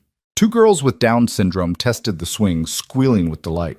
A teenager with cerebral palsy, more affected than Maya, navigated the space with a walker, his face transforming from skepticism to wonder. "You did this," Clara said quietly to Daniel. "We did this." He squeezed her hand. "I designed them. You made it possible. That's partnership." Maya tugged on Clara's sleeve. "Can I show everyone the Dragon Cave? The one I designed?" The Dragon Cave was a covered space with soft lighting and cushioned walls, perfect for children who needed sensory breaks. Maya had insisted on it, drawing elaborate plans that Clara's engineers had somehow translated into reality. "Go ahead, Bug," Daniel said. "You're the lead designer on this project." Maya took off running, her gait still slightly uneven, but confident, toward a cluster of kids examining the cave entrance. Within seconds, she was explaining features with the authority of someone who'd lived the need for these spaces. "She's incredible," Clara murmured, watching the little girl who'd become central to her entire world. She learned from the best. Daniel pulled Clara closer. "You taught her that being different is powerful, that she belongs everywhere. 6 months ago, she was having nightmares about that gallery. Now she's teaching other kids about accessible design." "She taught me just as much." Clara leaned into him, letting herself relax into the embrace. In public. With press photographers circulating, she'd stopped caring about optics months ago. "I spent 2 years telling myself I'd healed, but I was just hiding. Maya showed me the difference." A reporter approached, the 3rd one that morning. Clara had learned to handle them, turning every interview into education about accessibility rather than human interest fluff about the inspirational CEO. "Ms. Whitfield, this playground represents a significant investment from Whitfield Technologies. Some shareholders have questioned whether this aligns with your company's core mission. How do you respond?" Clara smiled, the one that made board members nervous. "Our core mission is making the world accessible. This playground embodies that more than any autonomous vehicle feature. Children with disabilities deserve spaces designed for them, not adapted as afterthoughts. If shareholders can't see the value in that, they're welcome to invest elsewhere. We've had no shortage of interest from people who actually understand our values." It was true. After Patricia Chen pulled her investment, 3 other firms had approached Clara, all specifically citing her stance on inclusion as their reason for interest. Whitfield Technologies' stock had actually risen following the controversy. Turned out authenticity played well in the market. The reporter scribbled notes. "And your relationship with Daniel Ross, the playground designer, how has that influenced the company's direction?" "Daniel hasn't influenced the company's direction. He's helped clarify it. Accessibility isn't abstract when you're in love with someone who fights for it every day, when you watch a 3-year-old navigate a world that wasn't built for her needs." Clara felt Daniel's hand tighten around hers. "He reminds me why this work matters, why we can't just meet minimum standards, why we have to keep pushing for better." After the reporter left, Daniel pulled Clara aside away from the crowds. "You know that was going in the article, right? The in love with part?" "Good. I meant it." Clara looked up at him, this man who'd become her entire heart. "Unless you're not ready for that to be public knowledge." "Are you kidding? I want to shout it from every playground structure we build." He kissed her, quick and firm. "I love you, and I'm proud that everyone knows it." They were interrupted by Maya's shriek of delight. She came running with another little girl in tow, also using a wheelchair, probably 6 or 7 years old. "This is Emma," Maya announced. "She has a cool chair too. Emma, this is Princess Clara. She designs technology, and she's my dad's girlfriend, and she's teaching me about engineering." Emma's eyes went wide, looking between Clara's wheelchair and Maya's obvious adoration. "You're like me?" "I am," Clara confirmed, rolling down to Emma's eye level. "Cool Chairs Club. We're pretty exclusive." "My mom says I can't do lots of things because of my chair." Emma's voice was small, uncertain. Clara felt the familiar rage at all the low expectations, all the ways the world tried to diminish children like Emma and Maya. "Your mom's wrong. You can do different things, and you might do them differently, but the only limits are the ones we accept. You know what I do?" "What?" "I run a technology company worth almost $1 billion. I design features that help people like us navigate the world, and I date that guy over there," she pointed at Daniel, "who builds amazing playgrounds, all from this chair." Emma's face transformed. "Really?" "Really. And you know what Maya's going to do when she grows up?" "What?" "Anything she wants, because she's brilliant and fierce and doesn't let anyone tell her she can't." Clara held out her hand to Emma. "Want to test this playground with us? Make sure we designed it right?" They spent the next hour getting feedback from Emma and a dozen other children, Clara taking notes while Daniel made mental adjustments for future projects. Maya appointed herself tour guide, showing off features with proprietary pride. By the time families started leaving, the three of them were exhausted and happy. "Ice cream?" Daniel suggested. "I think the lead design team earned it." They piled into Daniel's truck. He'd finally let Clara buy him a newer model with a proper wheelchair lift, and drove to their favorite local shop. Maya got her usual chocolate with rainbow sprinkles. Daniel got coffee. Clara got vanilla, which Maya still insisted was boring but pretty like you. "I have something to tell you both," Daniel said once they were settled at a corner table, his voice nervous enough that Clara's heart jumped. "What's wrong?" "Nothing's wrong, at least I hope nothing's wrong." He took a breath.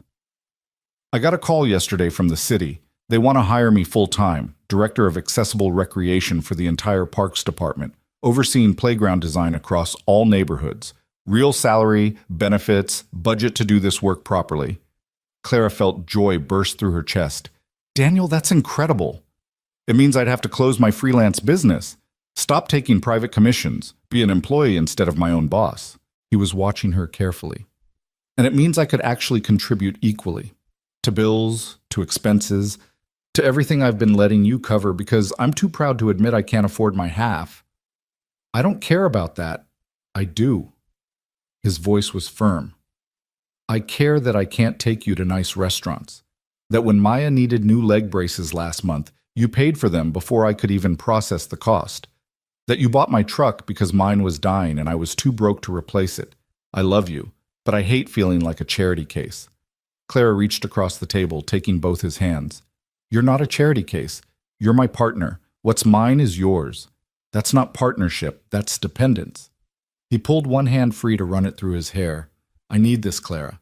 Not just the job, but the ability to stand on my own, to provide for my daughter, to know that I'm with you because we're choosing each other, not because you're rescuing me." The words stung, even though Clara understood them. She'd felt the same way after her accident, the horror of depending on others, the need to prove she was capable. Of course, Daniel felt it too. "Then take the job," she said quietly. "If that's what you need, take it." "But Daniel, you've never been someone I needed to rescue. You rescued me. From loneliness, from thinking love wasn't possible, from hiding behind my success because I was afraid to be vulnerable." "We rescued each other," he corrected. "And now I want to build something equal, where we both contribute, where Maya sees her father as capable and strong, not struggling. She already sees that. I want to see it too." They left the ice cream shop with the news still settling. Clara was happy for Daniel, truly happy, but she couldn't shake a small, selfish fear that everything was about to change, that the dynamic they'd built, however imperfect, would shift into something unknown. Her fears seemed realized when Daniel started the new job 3 weeks later.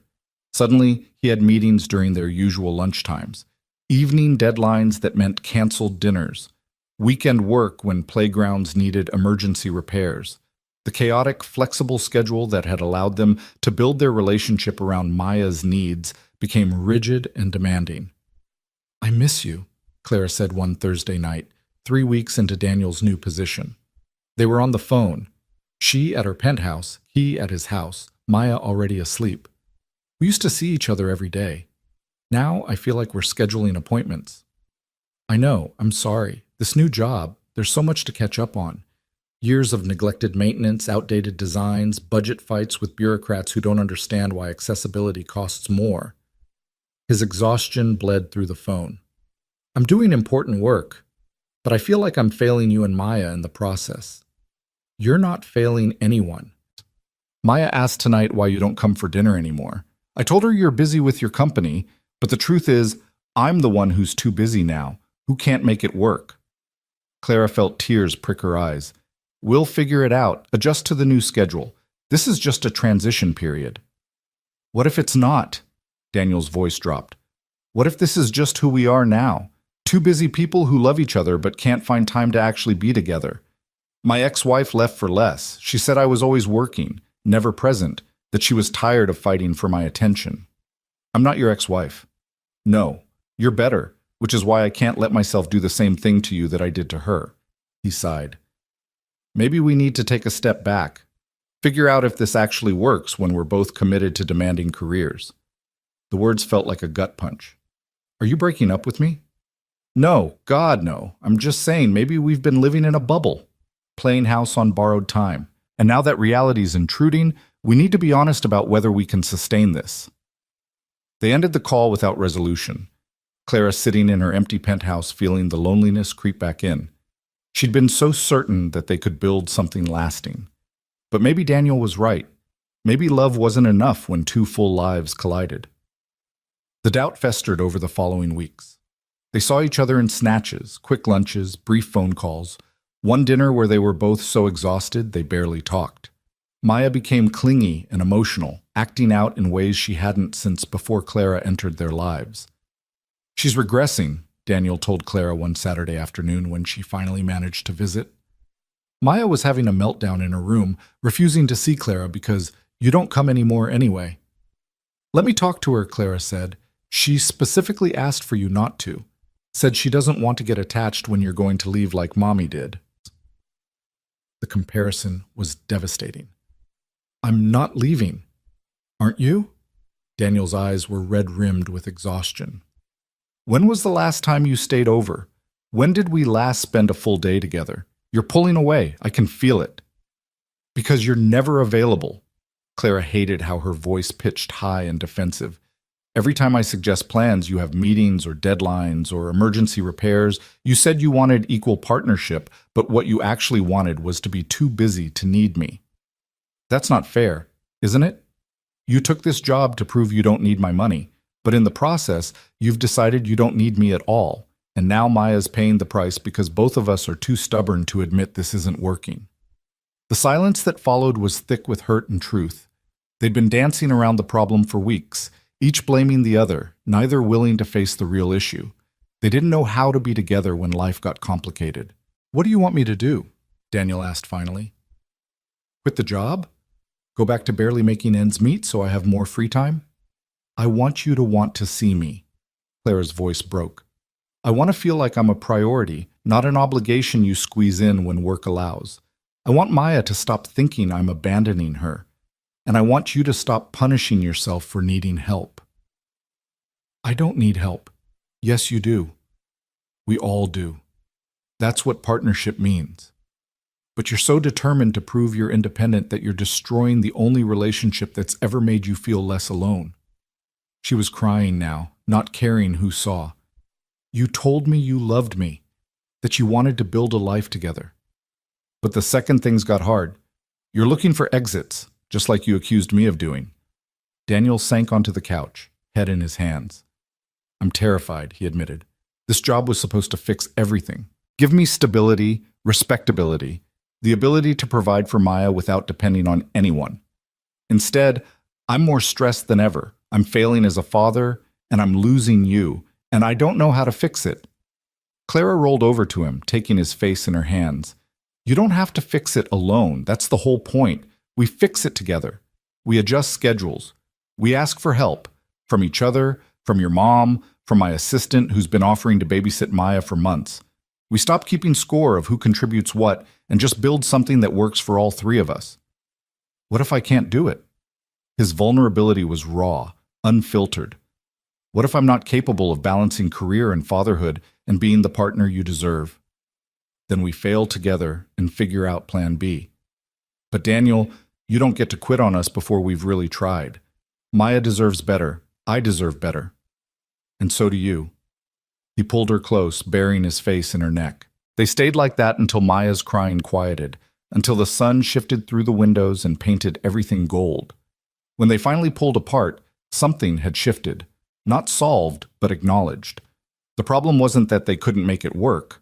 The problem was they'd stopped trying. "Can I talk to Maya?" Clara asked. Daniel nodded, looking exhausted but relieved. Clara rolled to Maya's door, knocking gently. "Go away," came the muffled response. "It's Clara. Can I come in?" Silence. Then, quietly, "Okay." Maya was curled on her bed, face blotchy from crying, holding the drawing of their family like a talisman. She looked so small and heartbroken that Clara felt her chest crack open. "I'm sorry," Clara said immediately. "I'm sorry I haven't been here. I'm sorry you thought I was leaving, and I'm sorry I made you feel like you weren't important to me." "Daddy said you're both really busy." Maya's voice was tiny. "Too busy for me." "That's not true. We're busy, yes. But you're the most important thing. To both of us. And we forgot that for a little while. We got caught up in work and stress and grown-up problems. But that's our mistake, not yours. Are you going to leave like Mommy?" Clara felt tears stream down her face. "No, baby. I'm not going anywhere. I love you. I love your daddy. And I'm going to do better about showing up, about being here even when life gets hard. Okay?" Maya studied her with 3-year-old intensity. "Promise?" "I promise. And you know what? When I make promises, I keep them. Remember when I promised we'd finish the cardboard castle? We did it. When I promised to come to your show and tell, I was there. I promise I'm staying. Even when I'm bad? You're not bad. You're hurt and scared and acting out because those are big feelings. But you're never bad. You're perfect exactly as you are." Maya launched herself at Clara, nearly knocking her out of the wheelchair with the force of her hug. Clara held her tight, this child who'd become her daughter in all but paperwork, and made silent promises to do better. To show up. To fight for this family they were building. When Daniel appeared in the doorway, looking uncertain, Clara held out one arm. He joined the embrace, the three of them holding each other like survivors of a storm finally reaching shore. "We need to talk," Clara said once Maya had calmed down. "All three of us. About how we make this work. What we need from each other. What we can compromise on and what we can't." They spent the rest of the afternoon doing exactly that.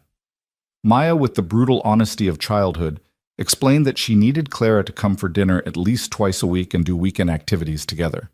Daniel admitted he'd been overcommitting at work, trying to prove himself to new bosses, and needed to set better boundaries. Clara confessed she'd been pulling away because feeling needed scared her, reminded her too much of post-accident dependence. "So we're all a little broken," Daniel summarized when they'd laid everything out. "A lot broken," Clara corrected. "But maybe we can be broken together. Make something whole from all our pieces." "That's very poetic," Maya observed. "Can we have pizza now? Talking about feelings makes me hungry." They ordered pizza. Maya's request for breakfast pizza with eggs and bacon, somehow honored by a restaurant that clearly recognized the Ross family's standing order. While they waited, Daniel pulled up his work calendar. "Okay, real talk. I have Tuesday and Thursday evening meetings that I can't move. Wednesday I'm usually on site until 6, but Mondays and Fridays I'm in the office and can leave by 5. Weekends I'm on call for emergencies, but that's maybe once a month." Clara pulled up her own calendar. "Board meetings are Tuesday mornings. Wednesday I host investor calls that run late, but I can block out Monday and Friday evenings. Thursday I could do lunch? I can't do Thursday lunch. That's when Maya has therapy. Can I come to therapy?" Clara asked. If Maya is comfortable with it, I'd like to understand better how to support her. Maya, who'd been listening while coloring, looked up. "You want to come to therapy?" "If you'll let me, it's part of your life. I want to be part of all of it, not just the easy parts. Maya considered this with her usual gravity. Okay, but you have to sit on the floor, that's the rule. Everyone sits on the floor at therapy. Deal. They built a schedule that was imperfect but possible. 2 family dinners a week, 1 weekend day together, Thursday therapy sessions, and a new rule, emergencies aside, work stopped at Maya's bedtime. No emails, no calls, just presence. This means I need to hire another assistant, Claire said. Someone to handle after-hours issues so I'm not constantly on call. And I need to delegate better. Stop trying to personally oversee every playground inspection. Daniel ran his hand through his hair. My boss keeps telling me to trust the team. Maybe I should actually try that. And I need both of you to not treat me like a baby, Maya added. I'm almost 4, that's basically grown up. Absolutely ancient, Clara agreed seriously. Practically decrepit. Maya giggled, the sound like medicine for all the hurt of the past weeks. They ate pizza on the living room floor, mapping out the next month's schedule, finding gaps and overlaps, making compromises. It wasn't perfect. They'd still have conflicts and missed connections and days when work demanded more than they wanted to give. But they were trying, together, as a family. That's when the blog post hit. Clara didn't see it at first. She'd learned to ignore most internet commentary about her life. But Sunday morning, her phone started exploding with messages from concerned friends and colleagues. She finally clicked on a link Jennifer sent with a simple warning, prepare yourself. The blog was called Accessibility Advocate or Fraud, a hit piece written by someone with an axe to grind and apparently unlimited time for stalking. It featured photos from the gallery event months ago, zoomed-in shots that captured Clara standing briefly with Daniel's support. More photos from the playground opening, Clara on her feet for the ribbon cutting. Video clips from therapy sessions that Maya's treatment center must have leaked, showing Clara working on standing and walking with assistance. The headline screamed, Tech CEO Clara Whitfield accused of faking disability, relationship with playground designer raises questions about authenticity. The post was vicious.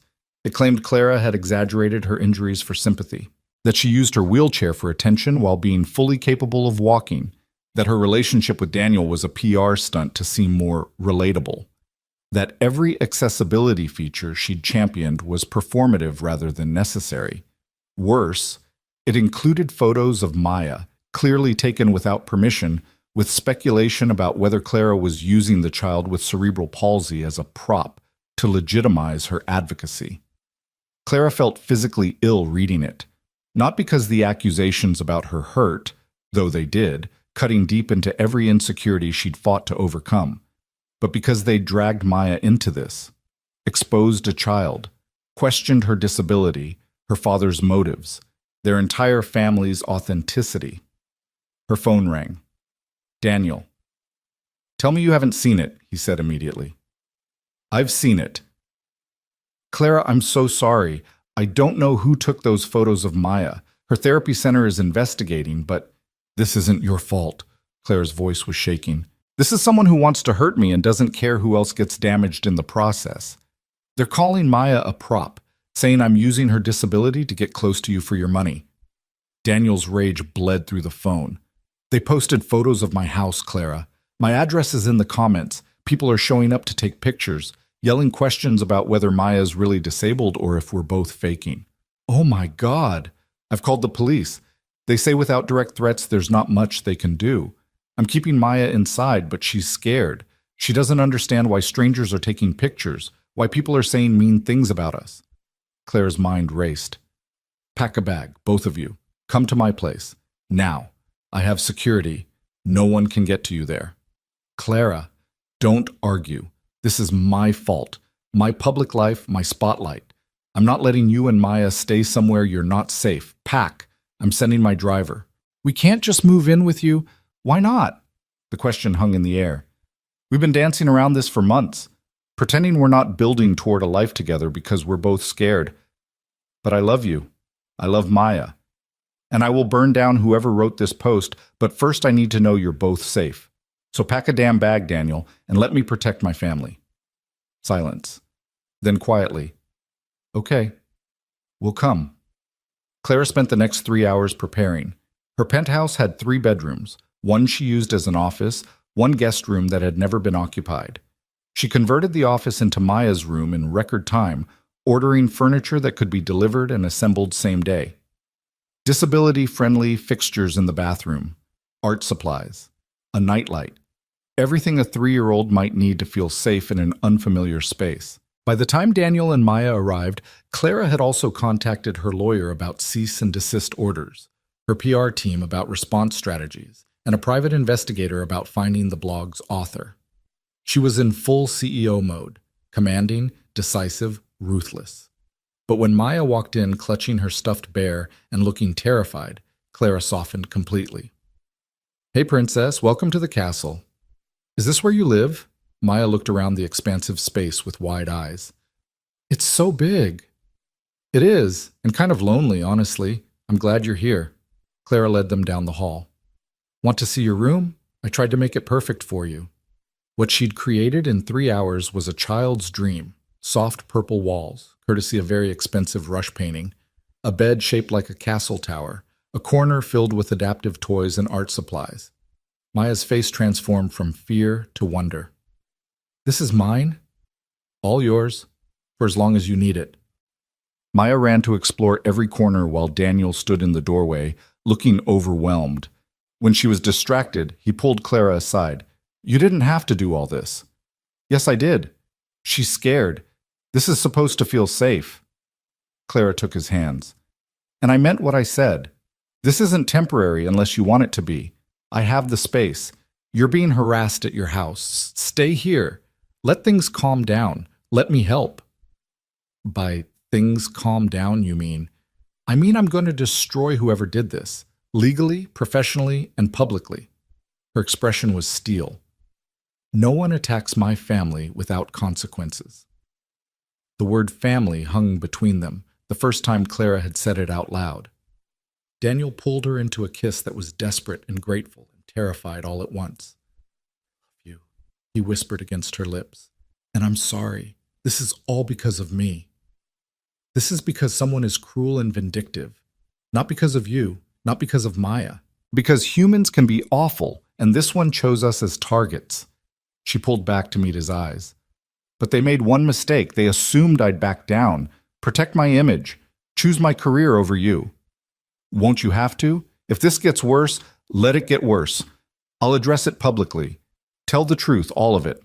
About my recovery, about you, about why I advocate for accessibility. And if people can't handle complexity, if they need me to be either fully disabled or fully healed, completely independent or completely dependent, then they don't understand the actual human experience of disability." She called an emergency press conference for Monday morning. Her PR team advised against it, suggested waiting for the story to die down, issuing a brief written statement, maintaining distance from the controversy. Clara ignored them all. Monday morning, she stood, using her cane for support, Daniel beside her, Maya holding her other hand, in front of a crowd of journalists and cameras. Behind them, a screen displayed medical records, therapy notes, and doctor's statements that Clara had gotten permission to release. "My name is Clara Whitfield," she began, voice clear and steady. 2.5 years ago, I was in a car accident that resulted in incomplete spinal cord injury. I use a wheelchair for mobility and independence. I also do physical therapy that has allowed me to stand and walk short distances with assistance. Both of these things are true. Both are part of my reality." She clicked to the next slide, a scan of her spine, the damage clearly visible even to untrained eyes. Disability isn't binary. Recovery isn't linear. Some days I can stand for 20 minutes. Other days I can barely transfer from my chair. This doesn't make me a fraud. It makes me human. She paused, letting that sink in. The blog post that's been circulating questions my authenticity as a disability advocate, claims I've exaggerated my injuries, uses photos of me standing as evidence that I'm lying about needing my wheelchair. Another click. Photos of her at various events, some in her chair, some standing, some in obvious pain. This is ableism, the belief that disability has to look one specific way to be legitimate, that anyone who can stand doesn't deserve accommodation, that using mobility aids is giving up rather than gaining independence. It's harmful. It's wrong. And it needs to stop. She felt Daniel's hand on her shoulder, grounding her. The post also attacks Daniel Ross and his daughter Maya, suggesting they're using disability for attention or financial gain. Let me be absolutely clear.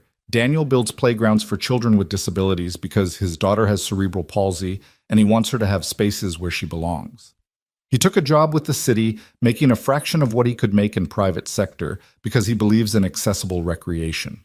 He's in a relationship with me because we fell in love. Complicated, imperfect, real love.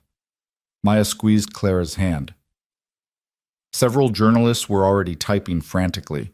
And Maya is 3 years old. She's a child. She has cerebral palsy. She works incredibly hard in therapy to build strength and coordination. And she deserves privacy and protection, not to be photographed without consent and used as ammunition in attacks against her father and the woman who loves her. Clara's voice hardened, the CEO showing through.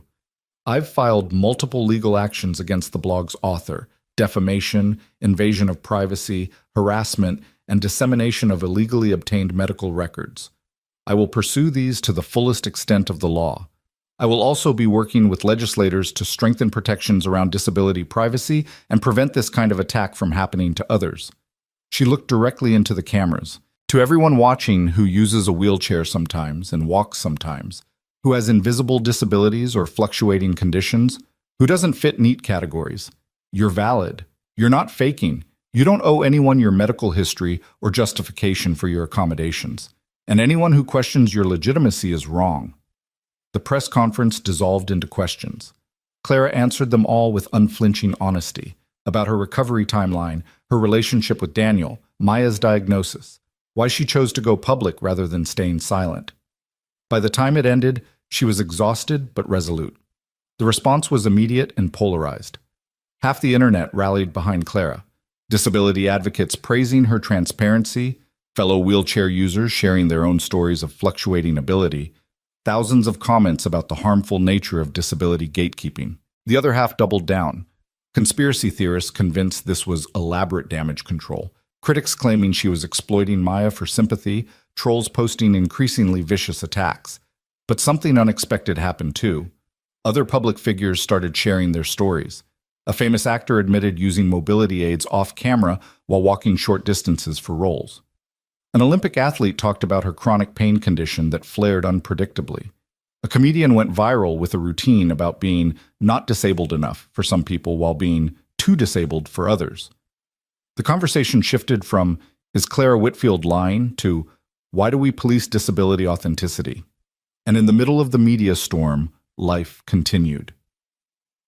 Maya started preschool at a new location closer to Clara's penthouse, one with full accessibility and a teacher trained in adaptive education.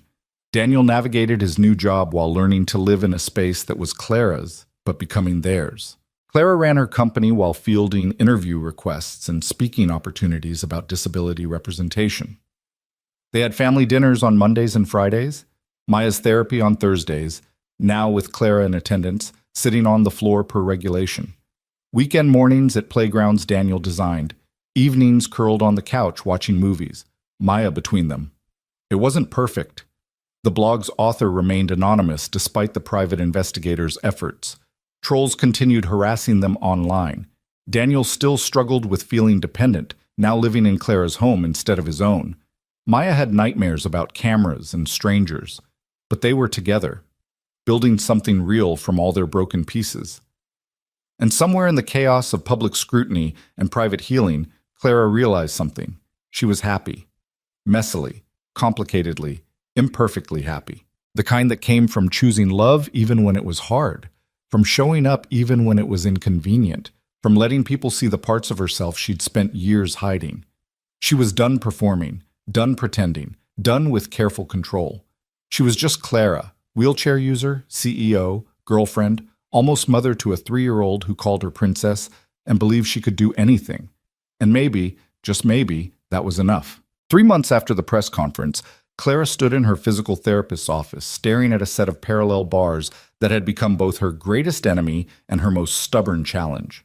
Daniel sat in the corner with Maya, who was coloring a picture she'd declared was Daddy and Princess Clara getting married, which had become her latest obsession, despite no actual proposal having occurred. You've been avoiding this, Dr. Sarah Chen observed, arms crossed. She'd been Clara's therapist since the accident, one of the few people allowed to call out Clara's avoidance tactics without consequence. I haven't been avoiding. I've been busy. Running a company, dealing with legal proceedings, integrating a family into my life. Excuses. Sarah moved to stand beside the bars. You've plateaued because you're scared. We both know you're capable of more progress. The question is whether you're brave enough to try. Clara felt Daniel's eyes on her from across the room. They'd been living together for 3 months now, and he'd learned to read her moods with uncomfortable accuracy. He knew she was terrified, knew that every step she took felt like tempting fate. What if she fell? What if she pushed too hard and lost what mobility she'd regained? What if trying to be more than she was resulted in becoming less? What's the worst that could happen? Sarah pressed. I fall. I hurt myself. I end up with less function than I have now. Clara's voice was sharp with fear disguised as irritation. And the best? Clara didn't answer, couldn't articulate the hope that lived in her chest like a fragile bird, the dream of walking down an aisle without assistance, of chasing Maya through a playground, of standing eye to eye with Daniel without looking up. Princess Clara's scared, Maya observed from her coloring corner with the brutal honesty of 4-year-olds. She'd had a birthday the month before, celebrated with a party at the penthouse that had featured 17 preschoolers and enough cake to feed a small army. I'm not scared, Clara said automatically. You look like when I'm scared of the dark. Daddy says being scared is okay. You just have to be brave anyway. Out of the mouths of babes. Daniel's smile was soft with pride for his daughter and sympathy for Clara's struggle. She's right, he said quietly. Being scared is okay, but watching you avoid this because you're afraid of failing, that's not the Clara who stood in front of 100 reporters and defended our family. That's not the woman who told off Patricia Chen and risked her company for us. That's someone I don't recognize. The words stung precisely because they were true. Clara had built an empire on taking risks, on pushing boundaries, on refusing to accept limitations. But somewhere in the chaos of the past year, she'd started protecting herself, started choosing safety over possibility. What if I can't do it? She whispered. Then you can't, and we love you anyway. Daniel stood, crossing to where she sat in her wheelchair near the bars. He knelt so they were eye level. But what if you can? What if you're capable of more than you're allowing yourself to imagine? Don't you want to know? Clara looked at the bars, looked at Sarah's patient expression, at Maya, who'd abandoned her coloring to watch with wide, expectant eyes, at Daniel, who believed in her capacity for bravery even when she'd forgotten it existed. Okay, she said, voice barely audible. Let's try. The next hour was brutal. Sarah pushed Clara further than she'd been pushed in months, standing longer, stepping farther, bearing more weight on legs that trembled with effort and forgotten strength. Maya cheered every small victory. Daniel spotted from behind in case she fell, and Clara cried through most of it, from pain, from frustration, from the strange alchemy of hope and terror. 2 full steps unassisted, Sarah announced when they finally stopped. That's progress, Clara. Real, measurable progress. 2 steps didn't sound like much. 2 steps was nothing compared to the marathon runners Clara saw in the park, the dancers she'd once been, the woman she'd been before the accident. But 2 steps was also everything. 2 steps was possibility. 2 steps was proof that maybe, just maybe, she wasn't done healing. Again tomorrow? Sarah asked. Clara nodded, too exhausted and emotional to speak. They left the therapy center with Maya chattering about how strong Princess Clara was, how she'd taken 1,000,000 steps, how Daddy needed to give her extra ice cream for being so brave. Daniel pushed Clara's wheelchair through the parking garage, his hand occasionally squeezing her shoulder in silent support. I'm proud of you, he said once they were in the car. Maya buckled in her seat and already nodding off from the excitement. For taking 2 steps? I used to run half marathons. For trying. For being scared and doing it anyway, for letting us see you struggle instead of pretending you're fine. He reached over, taking her hand. You're always so strong for everyone else. It's okay to let us be strong for you sometimes. Clara felt tears threaten again. She'd cried more in the past year than in the entire 2 years before, but these tears felt different, cleaner somehow, like releasing pressure that had been building too long. "I want to walk," she admitted quietly. "Not because I need to prove anything, not to be fixed or whole, but because I remember what it felt like. The freedom. And I miss it. Then we'll help you get there. However long it takes, whatever it looks like. Sarah, me, Maya, we're all on your team." That became their rhythm. 3 times a week at therapy, Daniel and Maya in attendance more often than not. Maya appointed herself the official cheerleader, creating elaborate posters that proclaimed things like "Princess Clara is the strongest" and "Walking is hard, but you can do it." Daniel became Clara's training partner, researching exercises and techniques, celebrating every millimeter of progress. And slowly, painfully, Clara got stronger. 2 steps became 4. Standing for 5 minutes became 15. Walking with a walker became walking with a cane became, months later, on a random Tuesday that felt like any other day, walking 10 feet completely unassisted. Clara collapsed into Daniel's arms at the end of those 10 feet, sobbing so hard she couldn't breathe. Sarah was cheering, Maya was screaming with delight, and Daniel was whispering, "I knew you could, I knew you could, I knew you could," like a prayer into Clara's hair. "I did it," Clara gasped. "I actually did it." "You did it," Daniel confirmed, pulling back to look at her face. His own cheeks were wet. "You incredible, stubborn, amazing woman. You did it." But even as they celebrated, Clara knew the truth. This wasn't a cure. She'd still use her wheelchair most of the time. It was faster, less exhausting, more practical for her life. She'd still have bad days when standing was impossible, when pain flared, when her body reminded her that healing wasn't linear. The 10 feet she'd walked didn't erase her disability or make her normal. What it did was give her options, give her choice, give her the ability to decide how she moved through the world rather than having that decision made by her injury. That night, after Maya was asleep, Clara and Daniel sat on the penthouse balcony overlooking the city. The lights sparkled below them like grounded stars. Daniel had his arm around Clara's shoulders, her head resting against his chest, the night air cool and perfect. "Can I ask you something?" Daniel said quietly. "Always. Why haven't we talked about making this permanent? We've been living together for 6 months. Maya calls you Mama Clara now when she thinks we're not listening. We're raising her together, building a life together. But we've never actually discussed what that means. Whether this is temporary until things calm down or..." He trailed off and Clara felt her heart race. They'd been dancing around this conversation for months, both too scared to name what they were building. "Or whether this is forever," Clara finished. "Yeah, that." She sat up, turning to face him. "Daniel Ross, are you asking me to marry you?" "I don't know. Maybe. I don't have a ring. I didn't plan this. He ran his hand through his hair, nervous in a way that was endearing. "I know that I love you. I know Maya loves you. I know that every morning I wake up grateful you're here, and every night I fall asleep hoping you'll still be here tomorrow. And I know that when I imagine the future, 5 years, 10 years, the rest of my life, you're in every picture. So yeah, maybe I am asking if you'd want that. If you could see yourself married to a guy who still can't figure out how to work your espresso machine and whose daughter has decided our wedding should involve a dragon." Clara felt laughter bubble up through tears. "A dragon?" "She's very insistent, says all good weddings need a dragon. I tried to explain that's not traditional, but she cited the cardboard castle as precedent. She's not wrong. The dragon was an important architectural element. So is that a yes?"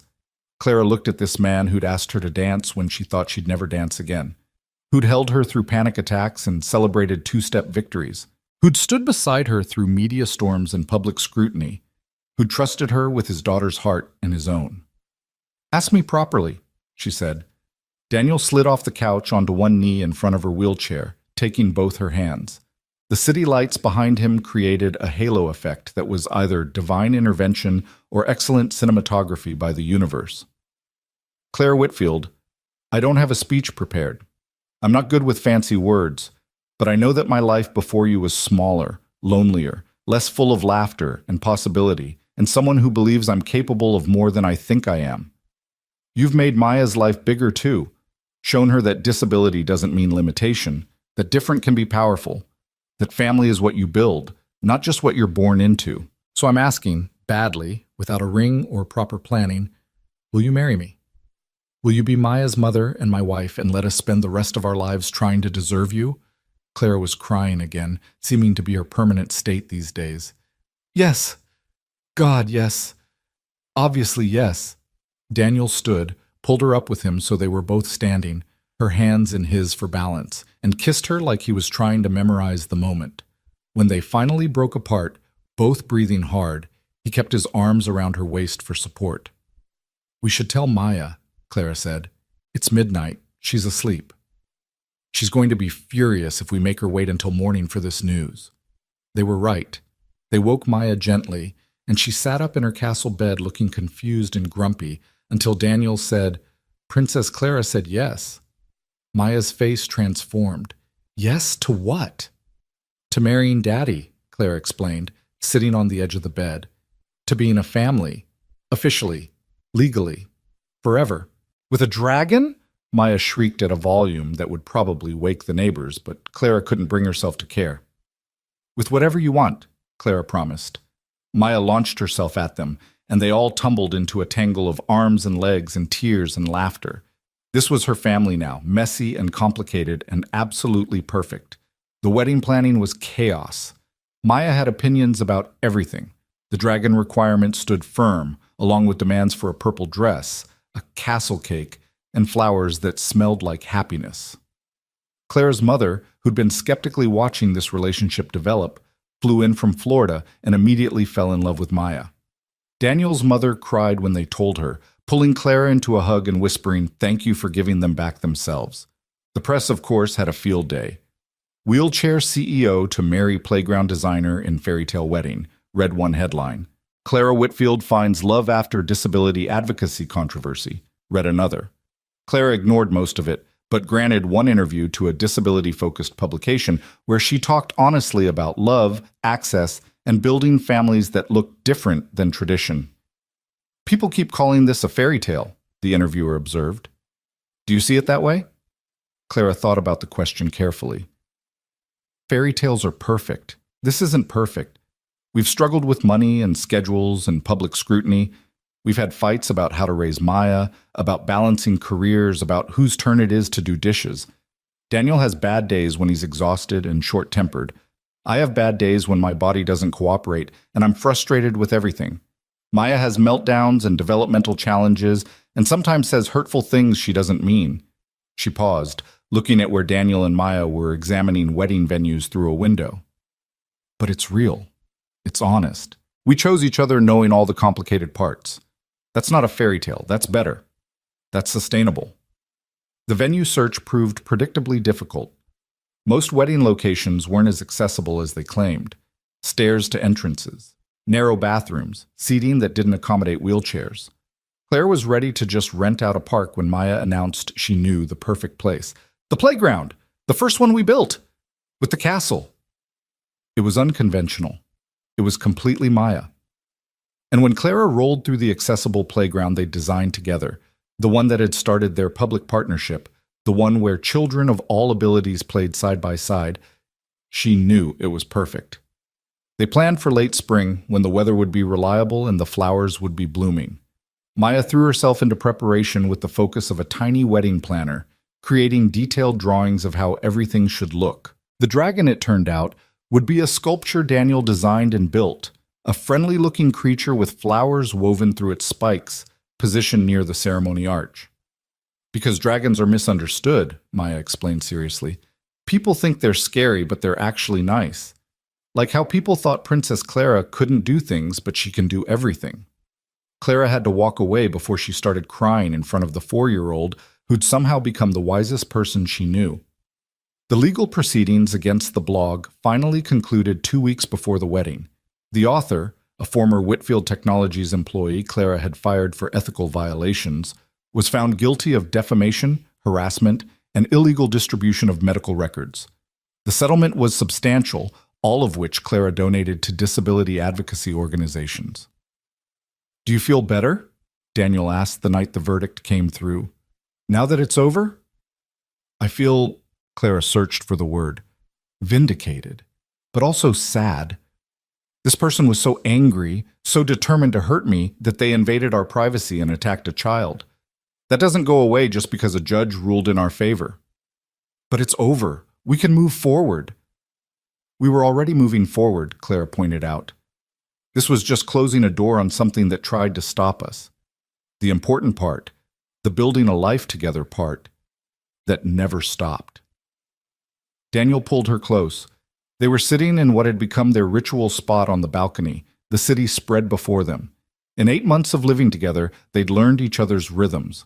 Daniel's morning grumpiness and Clara's night owl tendencies.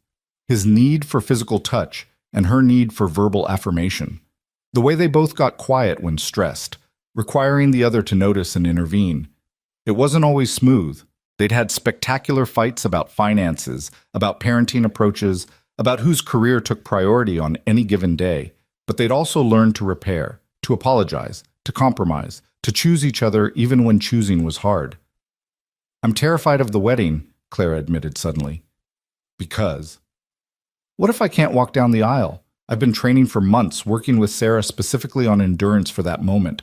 But what if the day comes and my body doesn't cooperate? What if I fall? What if...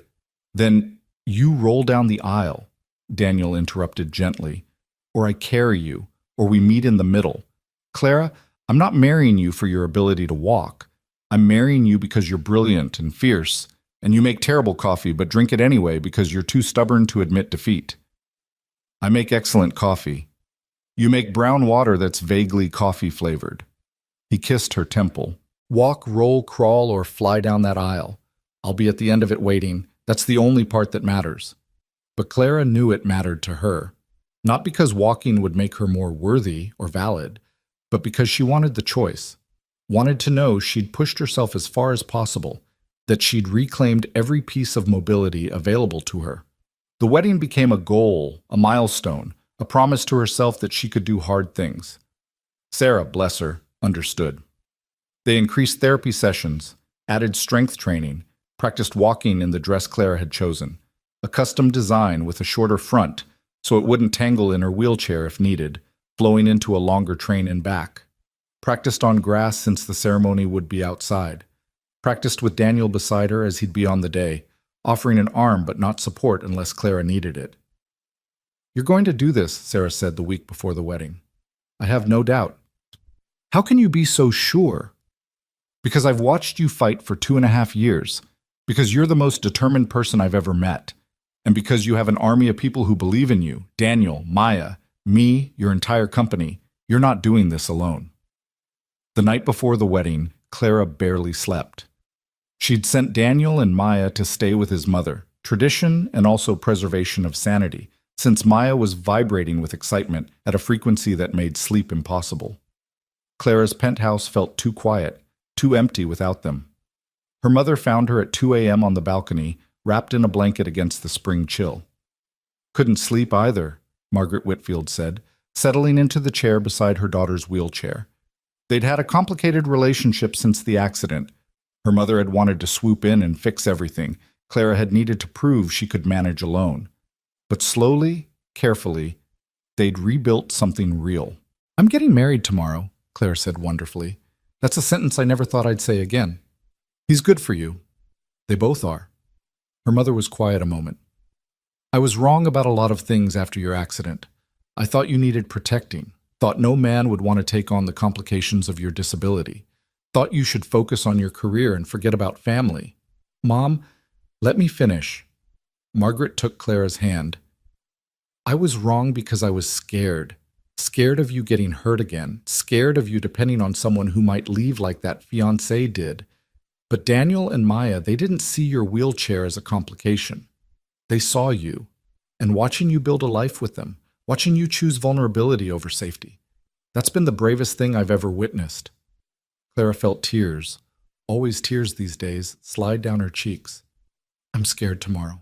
Scared I'll fall, scared I'll disappoint people, scared I'll fail at the one symbolic gesture everyone expects. Then fail, her mother said simply. fail spectacularly in front of everyone. You know what they'll see? A woman trying, a woman refusing to hide, a woman marrying the love of her life however she can manage it. There's no failure in that, sweetie. Only courage. They sat together until dawn, watching the city wake up, talking about everything and nothing. When the sun finally rose, painting the sky in shades of pink and gold, Clara felt something settle in her chest. Ready or not, today was happening. The morning passed in a blur of preparation, hair and makeup artists who'd been specifically briefed on working with someone in a wheelchair. The dress, gorgeous and functional, easier to move in than any formal wear Clara had owned. Maya appearing in her purple flower girl dress, spinning in circles and declaring herself the most beautiful person ever, except maybe Princess Clara. "You're definitely the most beautiful," Clara assured her, adjusting the flower crown Maya had insisted on, "and the bravest flower girl in the world." "I'm not scared," Maya said confidently. "Daddy says I just have to walk down and throw flowers, and then you and him get married and we're a real family." "We're already a real family." "Yeah, but after today it's official, like legal and everything. Daddy explained it. It means you can't leave even if you want to." Clara knelt down, carefully, dress pooling around her, so she was eye level with Maya. "I don't want to leave. Not ever. You're stuck with me forever, legal or not, official or not. Okay?" "Okay." Maya threw her arms around Clara's neck. "I love you, Mama Clara." It was the first time she'd said it directly, without thinking Clara couldn't hear. The words hit like a physical force, and Clara had to fight not to ruin her makeup with tears. "I love you too, baby girl, so much." The ceremony was set for 4 p.m. By 3:30, Clara was ready, dressed perfect, hair arranged, makeup holding despite multiple crying sessions. She'd chosen not to use her wheelchair for the processional, had decided to walk if she possibly could. Her walker was decorated with flowers, positioned at the start of the aisle as backup if needed. Her mother and Jennifer helped her to the edge of the playground, where the path to the ceremony space began. 50 feet of grass, an accessible pathway. 50 feet that felt like miles. "You can do this," Jennifer whispered. "But if you can't, nobody cares. We're all just here to watch you marry that man who looks at you like you hung the moon." Clara looked down the aisle to where Daniel stood beside the arch, Maya already in position with her basket of flowers. He was wearing a suit that actually fit, his hair styled, his eyes locked on Clara like nothing else in the world existed. Behind them, the dragon sculpture Maya had designed stood guard, flowers woven through its frame exactly as she'd imagined. The music started. Maya began her walk, throwing flowers with enthusiasm rather than accuracy. Guests turned to watch, and Clara took her first step, then her second, then her third. She was walking down the aisle at her own wedding, slowly, carefully, her mother on one side ready to catch her if needed. But she was walking. Each step deliberate and earned, the product of months of therapy and determination and refusing to accept limitations. Halfway down the aisle, Clara's legs started trembling. She could feel her strength wavering, the familiar weakness that signaled she'd pushed too far. She had maybe 10 more feet in her, maybe 15, not enough to reach Daniel, not enough to complete this moment the way she'd planned. For a second, pride warred with reality. She could push through, force her body past its limits, probably make it to the end even if she collapsed immediately after. Or she could accept where she was and adjust accordingly. Clara looked up, met Daniel's eyes, and saw him mouth 3 words. "I've got you." She stopped walking, stood still for a moment, acknowledging both what she'd accomplished and what she couldn't. Then she signaled to Jennifer, who brought her wheelchair forward. The guests held their breath. This was the moment. Would Clara see this as failure? Would she be devastated? Would the fairy tale be ruined? Clara transferred to her wheelchair smoothly, professionally, the way she'd done thousands of times. She adjusted her dress, smiled at the crowd, and then she rolled the rest of the way down the aisle with her head high and her heart full, her mother walking beside her, no shame or disappointment in her expression. She'd walked as far as she could, and that was enough. When she reached Daniel, he knelt down immediately so they were eye level, took her hands, and said, loud enough for everyone to hear, "That was the most beautiful thing I've ever seen, not because you walked, though that was incredible, but because you knew when to stop. That's strength. I didn't make it all the way, Clara whispered. You made it all the way to me. That's the only distance that matters. The ceremony was beautiful. Maya managed to stay relatively still during the vows, only interrupting twice to ask when the dragon would do something. The officiant was a friend from Daniel's playground nonprofit who'd watched their relationship develop and wept through the entire reading. When it came time for vows, Daniel went first. Clara, I'm not good at words, but I'm good at showing up, at building things, at taking broken pieces and making them into something new. When I met you, I thought I was fine, thought I had accepted my life. Single father, struggling financially, future mapped out, and small. Then you asked Maya about her cookie, and you let me push your wheelchair onto a dance floor, and suddenly my life got bigger. Scarier. More full of possibility than I knew what to do with. You taught me that strength isn't independence, it's knowing when to ask for help.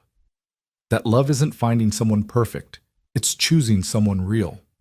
You made me brave enough to want more, to believe I deserved more. So I'm promising you, I'll show up. Every day, every struggle, every triumph.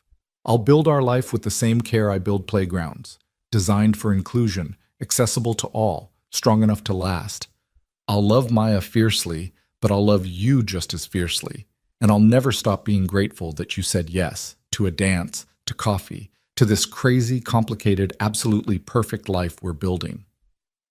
There wasn't a dry eye in the audience. Clara was actively sobbing. Makeup definitely ruined now, but she didn't care. Daniel Ross, she began when she could speak. The night we met, I thought I was fine too. I'd convinced myself that fine was enough, that surviving was the same as living, that I'd had my chance at love and lost it, and that was just how my story ended. But you and Maya refused to let me live small. You saw past the CEO, past the wheelchair, past the carefully constructed walls. You saw Clara, scared and lonely, and so desperate to be loved for exactly who she was. You gave me that, both of you. You gave me a family when I thought I'd forfeited that possibility. You gave me permission to be complicated, to struggle, to not have all the answers. You gave me Maya, who taught me that strength comes in all forms and love doesn't require perfection. So I'm promising you, I'll show up too. I'll use my resources to build the playgrounds you dream of. I'll be the mother Maya deserves. I'll choose us even when it's hard, even when work demands more, even when the world judges. I'll never stop fighting for accessibility, in the world and in our relationship. I'll love you in my wheelchair and on my feet, on good days and bad days, in sickness and in health for real this time, not just words. You said I made you brave, but Daniel, you made me alive. They were both crying now. Maya, confused by all the emotion, asked loudly, "Is crying part of weddings?" Which made everyone laugh through their tears. The officiant pronounced them married. Daniel kissed Clara like she was oxygen and he'd been drowning. Maya cheered and threw more flowers that she'd apparently kept in reserve. The dragon sculpture stood witness, flowers swaying in the spring breeze, and Clara realized this was what happy looked like, messy and imperfect and more beautiful than any fairy tale. The reception was at the playground itself, tables set up among the accessible equipment, children playing while adults celebrated. Maya had insisted that all the kids from her preschool be invited, resulting in a wedding that was half formal celebration and half child's birthday party. Clara couldn't have loved it more. During the first dance, Daniel lifted Clara from her wheelchair and held her while they swayed to music she'd chosen specifically for its meaning to them. She couldn't support her own weight for the full song, but she could for this moment. Could stand in her husband's arms and remember the first time he'd spun her wheelchair on a dance floor and made her feel possible. "Thank you," she whispered against his chest. "For what?" "For asking me to dance, for seeing me, for being patient while I learned how to let myself be loved. Thank you for saying yes, for all of it. The dance, the coffee, the moving in, the marriage. Thank you for choosing us." They danced until Clara's legs gave out. Then Daniel lifted her back to her wheelchair, and they danced that way instead. Him spinning her laughing, Maya running circles around them because she couldn't stand to be left out of dancing. Later, during toasts, Clara's CFO stood up with a knowing smile. "I've worked with Clara for 5 years. I've seen her build an empire, survive scandal, revolutionize an industry. But I've never seen her happy until this year. Daniel, Maya, you didn't change her. You just reminded her that success isn't the same as fulfillment, that empires are meaningless without people to share them with. You made her human again. Thank you for that. Daniel's mother spoke next, voice thick with emotion. I watched my son become a father alone. Watched him struggle and sacrifice and pour everything into Maya while believing he didn't deserve his own happiness. Clara, you gave him permission to want more. You loved my granddaughter like she was your own from day one. You built accessible playgrounds so Maya and kids like her have spaces to belong. You changed our lives in ways I can't even articulate. Welcome to our family. We love you.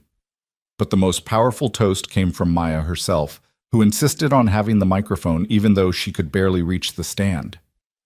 I used to think families were just people who lived together and had the same last name, she announced to the crowd with 4-year-old confidence.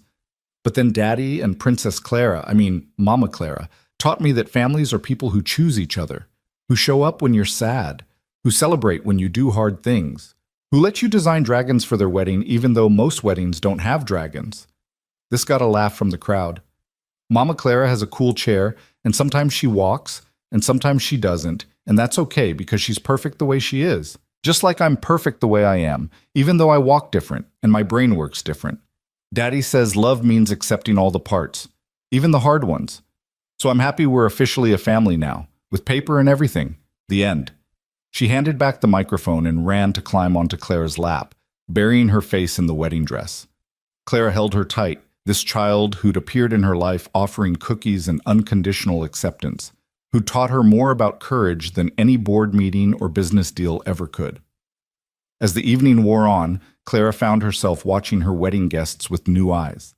Disability advocates she'd met through her work, colleagues from Whitfield Technologies, families from the Playground Project, Daniel's construction crew, Maya's teachers and therapists, people from every corner of their lives, all celebrating this union that had seemed impossible a year ago. The blog that had tried to destroy them had instead revealed their strength. The gallery event that had exposed their differences had pushed them to build something that integrated both worlds. Every obstacle had become an opportunity to choose each other more firmly. Happy? Daniel asked, appearing beside her wheelchair, with Maya drowsing in his arms, the little girl finally exhausted from excitement. Deliriously, Clara took his free hand, though I think our flower girl is done for the night. She lasted longer than I expected. Kid has stamina. He looked down at his daughter, their daughter now, legally and in every way that mattered. Should we head out, start our first night as the officially married family? They decided against a honeymoon, choosing instead to take Maya to the beach house Clara had rented for a week. Family time rather than couple time, because that was who they were now. Not just two people in love, but 3 people building a life together. The guests sent them off with sparklers and cheers. Maya woke up long enough to throw flower petals from the car window, shouting, "We got married!" to confused pedestrians. When they finally arrived at Clara's penthouse, their home now, not just hers, it was after midnight. Daniel carried a sleeping Maya to her room, while Clara transferred to her everyday wheelchair, hanging her wedding dress carefully for preservation. When he returned, they collapsed together on the couch, where they'd had their first real conversation about being terrified together. "We did it," Daniel said wonderingly. "We actually got married, built a family, made this weird, impossible thing work." "It's not impossible if we're living it," Clara pointed out. "Maybe it was just improbable, but a lot of the best things are." They sat in comfortable silence, the city lights streaming through the windows, their sleeping daughter down the hall, marriage certificates signed and filed and official. Clara thought about the woman she'd been at that wedding almost 2 years ago, alone, isolated, convinced she'd forfeited happiness. If she could go back and tell that woman what was coming, she wouldn't believe it. "I keep thinking about what you said that first night," Clara murmured. "About loneliness, recognizing loneliness. And I don't feel lonely anymore. For the first time since the accident, maybe the first time in my whole life, I feel completely, utterly not alone." Daniel pulled her closer. "Good, because you're stuck with us now. Legally binding, no take-backs. Wouldn't dream of it. They fell asleep on the couch, tangled together, exactly where they'd been before, but different now.